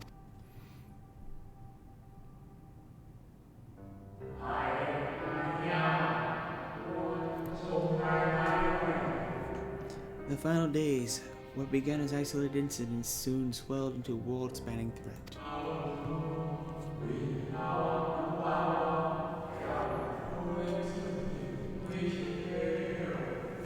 The Convocation of 14, well, it was 13 at the time, endeavored to create a will for our star.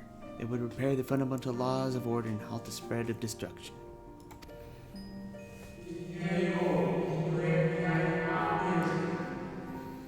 But creation on such a scale required an immense source of power.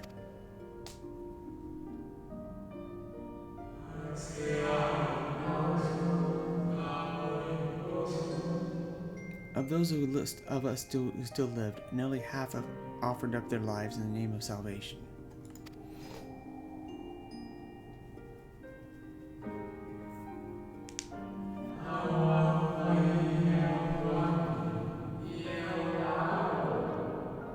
And from their sacrifice, Zodiac was born. Just as we hoped, he reached forth and halted the march of oblivion.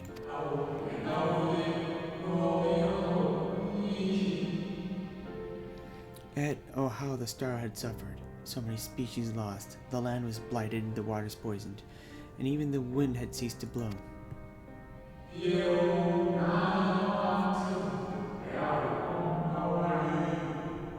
Once more did our people give themselves to Zodiac. Another half of our race sacrificed to cleanse the world, to ensure that trees and grasses and myriad tiny lives would sprout and grow and flourish.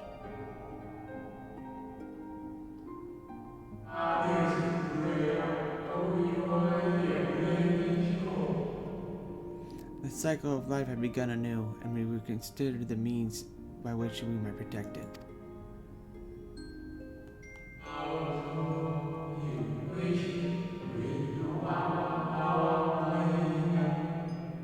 The Convocation decided thus. We would nurture our world until it was bursting with vitality. Then when the time was right, we would offer some portion of its living energy to Zodiac.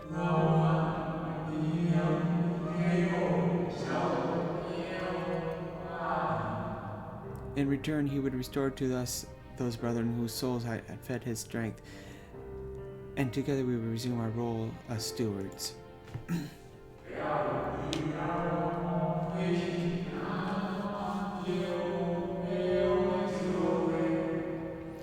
There were those, however, who disagreed with this plan.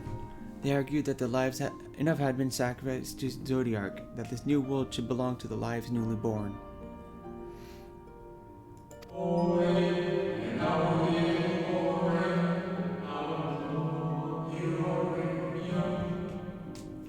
These dissidents surrendered their life energies in the creation of Eidolon, an incarnation of their opposing belief.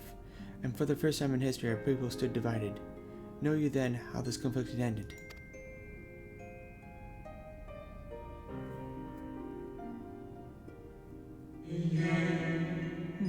I thought you might.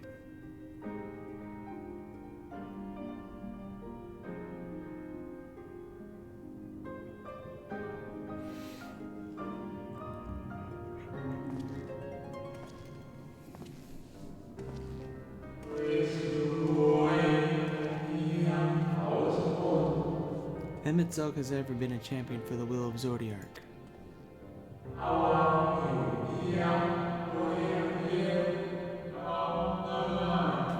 The original plan may have been set back by millennia, but he will not have abandoned his course. He will pay the price for our return by whatever means is necessary.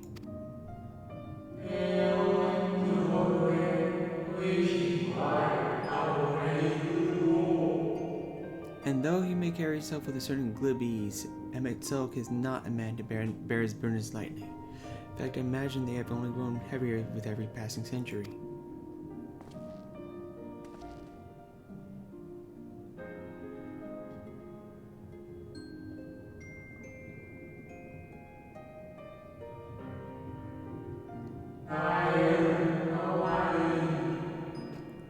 Tis truly a terrible weight he has chosen to carry.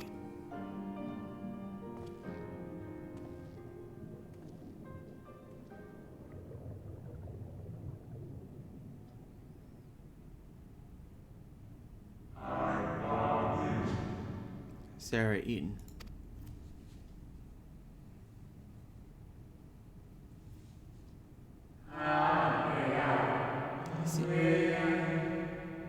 Seems your turn has come. Pray, do not let me keep you.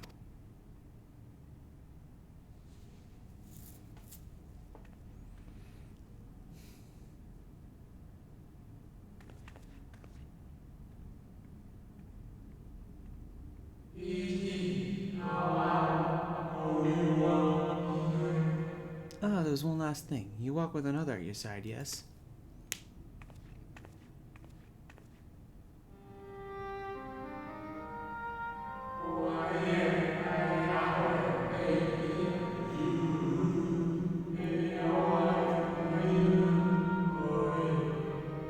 Nay, I see no definite form, just the faintest suggestion of a second soul. I doubt it visible to anyone but me.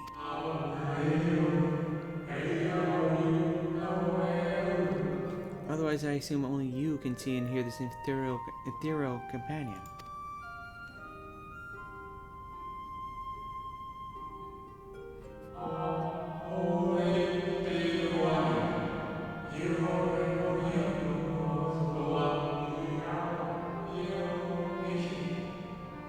Wow, that line right there.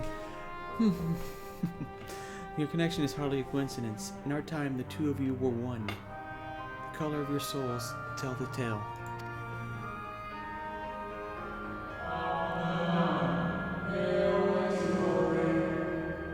A hue that distinctive cannot be mistaken, no matter how thin the soul is spread.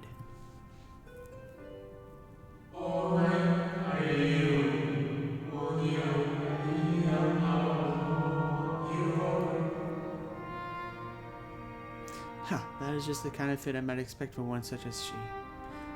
Surely Emmett Zelk could recognize the hint of her in you.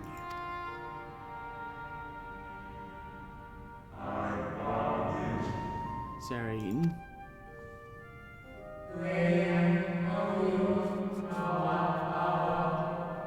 Fare you well, my new old friend. May you find it what it is you seek.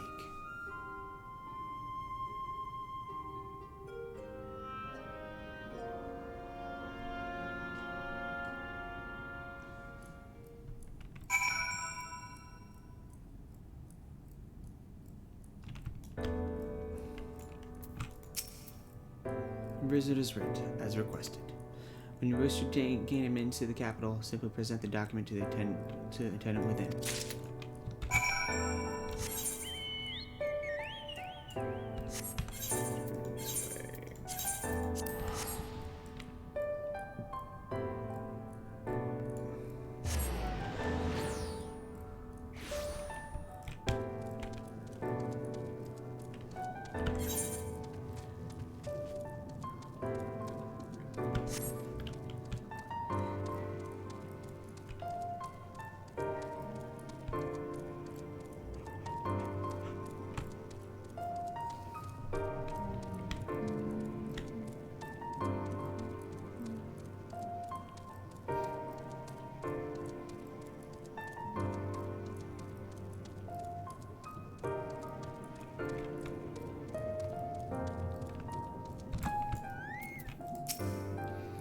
Master Thancred can best describe our chances of infiltrating the capital. I hope that efforts to secure permissions were successful. Ah, good you're here. Everyone seems to be present and accounted for.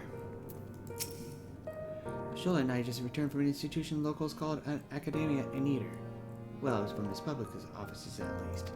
Without an asking place of learning the ideal spot to research your condition, but it seems we lack the credentials to enter the Academia proper. Ah, Sarah. What's with these two? Finally, you were gone so long, I was on the verge of mounting a rescue party. How fared you in your bureaucratic adventures?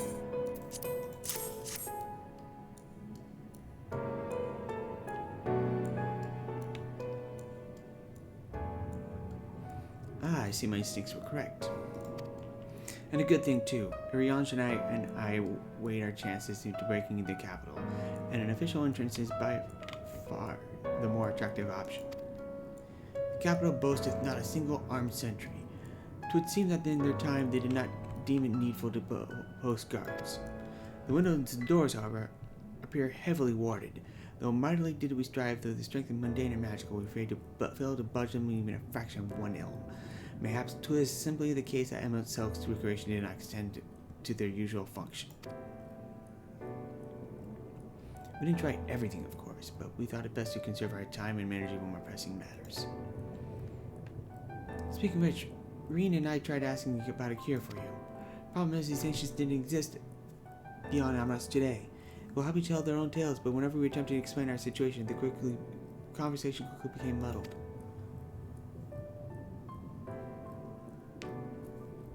What of you, Sarah? Was that worthy of interest during your efforts with the obtain a writ?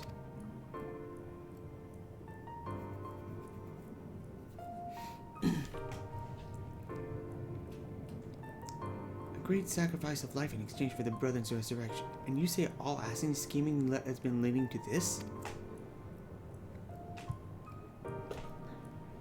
All this time. But they still may enact this plan, then things won't end with a rejoining. I thought we knew their intentions in full. Restore the world to its former glory, and then in turn repire Zodiac to reclaim its throne as the will of the star. Yet that was merely a step along the way. I said it a bit in words, but we have to assume that the following the rejoining the Asings mean to draw on the lives of the source to make the sacrifice to Zodiac. That does seem the most likely scenario. Mayhap those who ally with the Asings would be spared that fate. But what value is there surviving when all our history, all our struggles will be erased? I cannot conscience such an act. Of course not. And that's not to say not of what MSL's plans for the XIV's power. Do we stand by and let him threaten our future as well as our past? We need to find him, Sarah. When we do, make your mark. Change the course of history in a way that's felt by those who came before it, and by those who came after, by everyone you've ever met.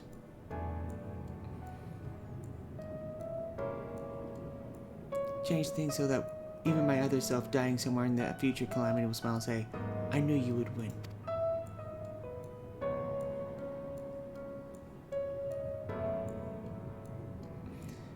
Is fighting him itself the only way? He created an entire city. We'll take everything we have to defeat him, if we can even can. Even if you push it that hard in your current state, the light will break free. The decision to press on lies with you, just as it lies with each and every one of us.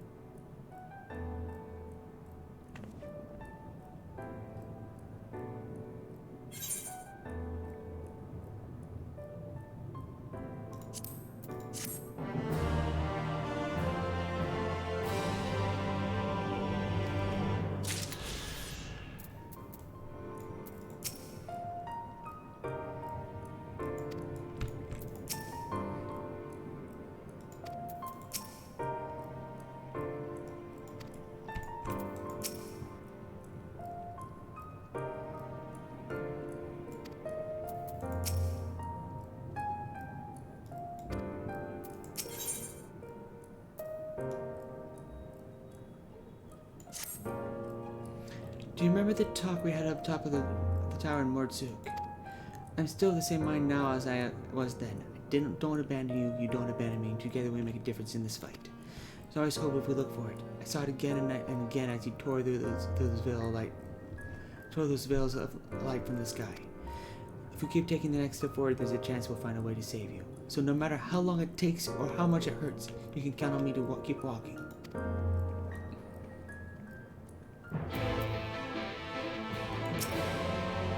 All three spoke of the disaster we would bring upon our own heads, the ceaseless conflict.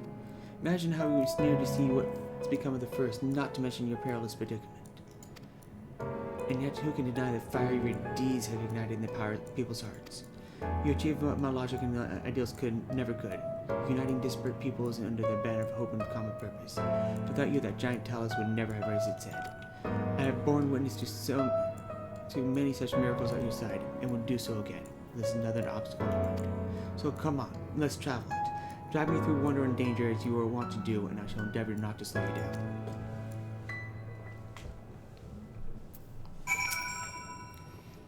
As well thou knowest, if we are to usher Emet unto his rest, we must needs bind his asking soul, and then shatter it with overwhelming force. The former task required our sight, and as such I have prepared upon the Exarch's asking no less, though 'twas ever mine intent to provide said boon. The future whence our noble friend doth hail is a wolf fallen to Asking artifice, and he will not see such grim history repeated. In a sense, Emmet's self-destruction will be the culmination of the Exarch's efforts, a reward for all that he hath endured all these many years. Yet even as thou stridest into the jaws of peril, forget not but that his fondest wish, and that of many others besides, is to see thee survive until the morrow. 'Tis in pursuit of the happiest outcomes that I do pledge to remain at thy side.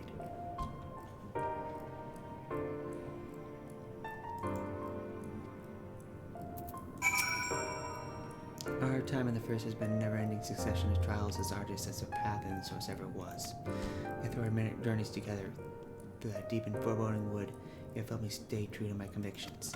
Thus would I return the favor, do as your heart decrees without hesitation or regret, and that is all I will say on the matter.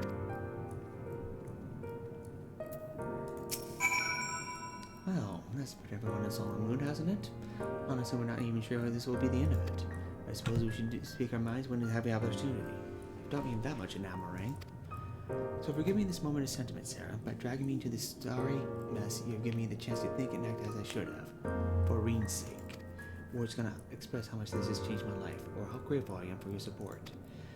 So I shall express my gratitude through action instead. No matter where you decide to go, I shall be there, guarding your back.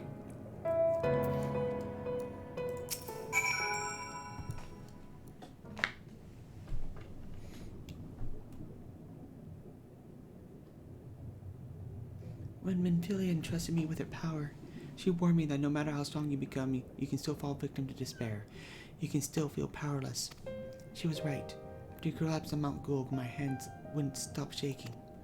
If I made a mistake, if I failed to find the light within you, I was terrified you would die.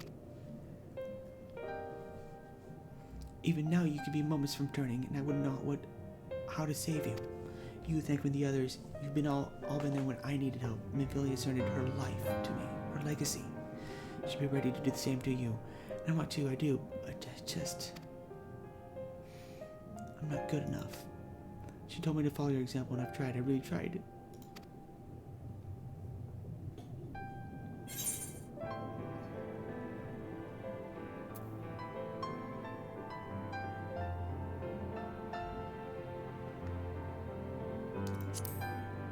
I'm not asking to be saved.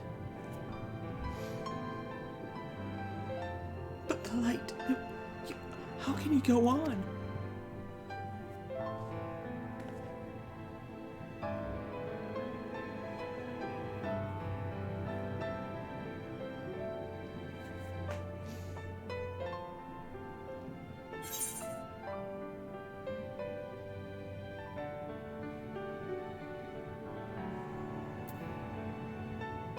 Fate can be cruel, but a smile better suits a hero.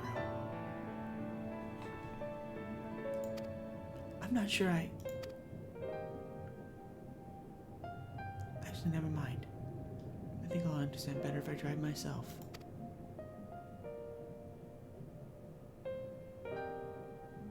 No, nothing will come of brooding here in self-pity. I've made my decision, Sarah.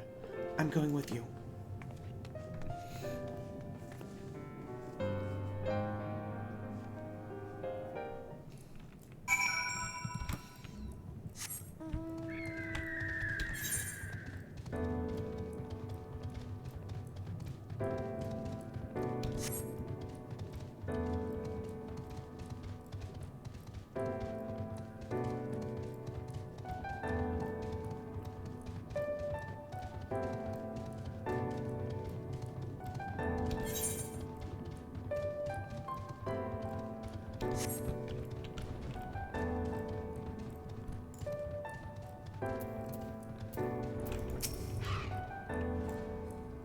Welcome to the capital.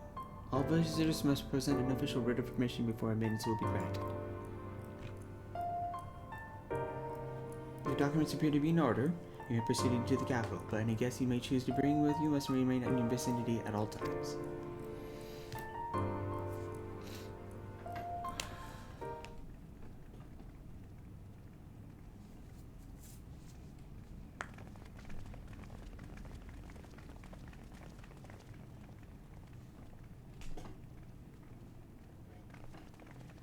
This really is unacceptable.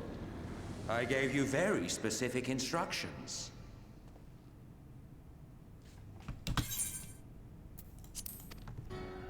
Emmett Sulk.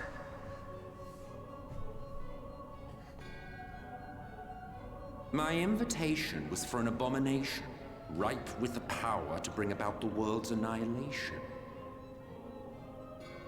Not this half-broken thing.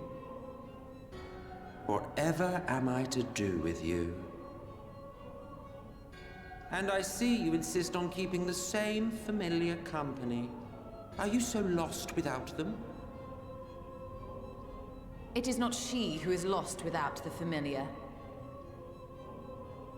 Not content with remaking an entire city, you aim to fill it with the reconstituted souls of the dead. I may have gotten a little carried away in my attention to detail, added a few unnecessary flourishes. Well, there's no point trying to hide it. Yes. Once the rejoining of worlds is complete, Zodiac will regain his full strength and shatter his prison.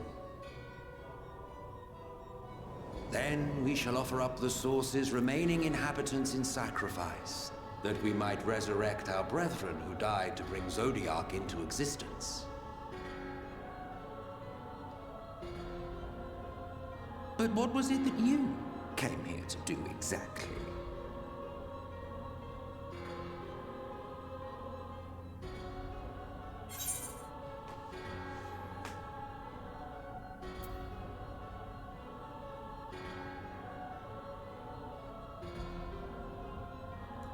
We came here to stop you. Did you know? One last do-or-die attempt to foil my plans before your mind dissolves into madness? How very, very heroic of you. In every single age, there is always someone who wants to stand up to the evil Asians. Always the same arrogance, the same insistence that the world belongs to them, as if theirs were the only rightful claim, theirs the only existence worthy of preservation.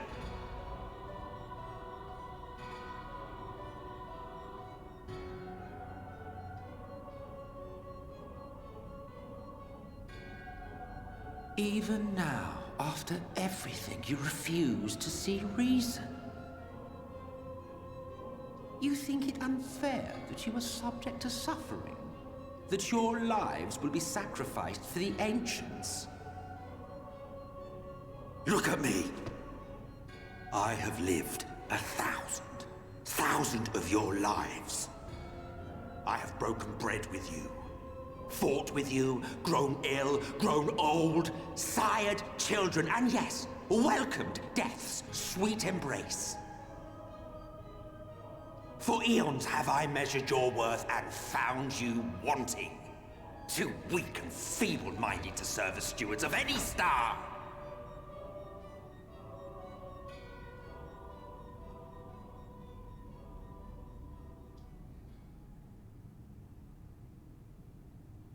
Have your recent spats with Vorthri and his Sin Eaters taught you nothing? Have you not learned that your ignorance and frailty beget only endless misery?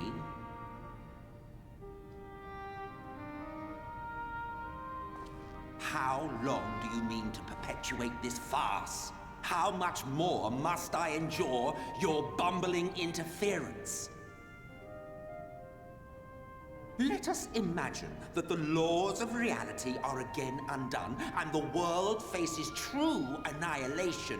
Do you honestly believe that half your number would sacrifice themselves to save the other? Of course they wouldn't! And if you had witnessed history unfold as I have, you would reach the same conclusion.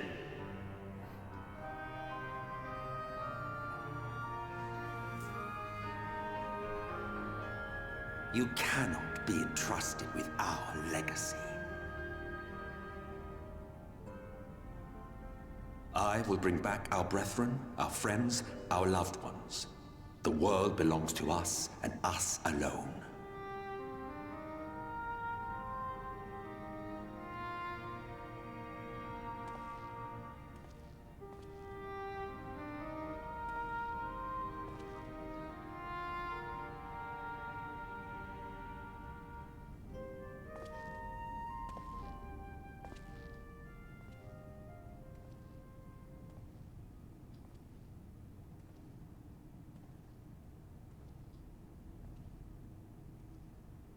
Emmet Selk!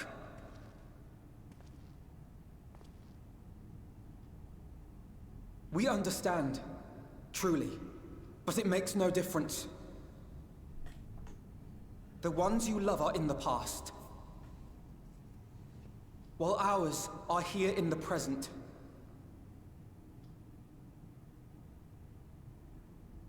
One day, we too will be ashes and dust, but not today. Our time is not yet finished.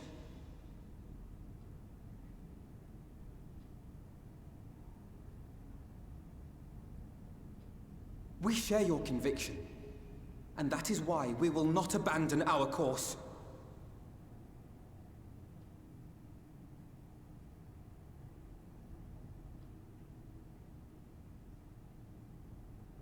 You think us the same? You think your tattered soul of equal worth to those I lost? Then come. Earn your place. Prove yourselves worthy to inherit this star.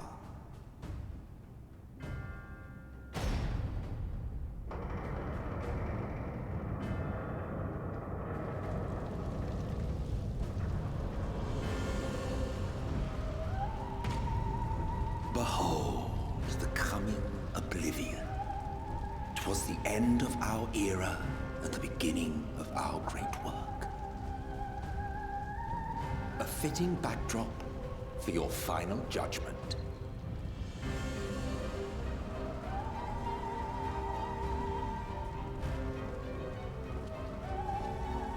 I shall wait within, but do not spend too much time on your preparations.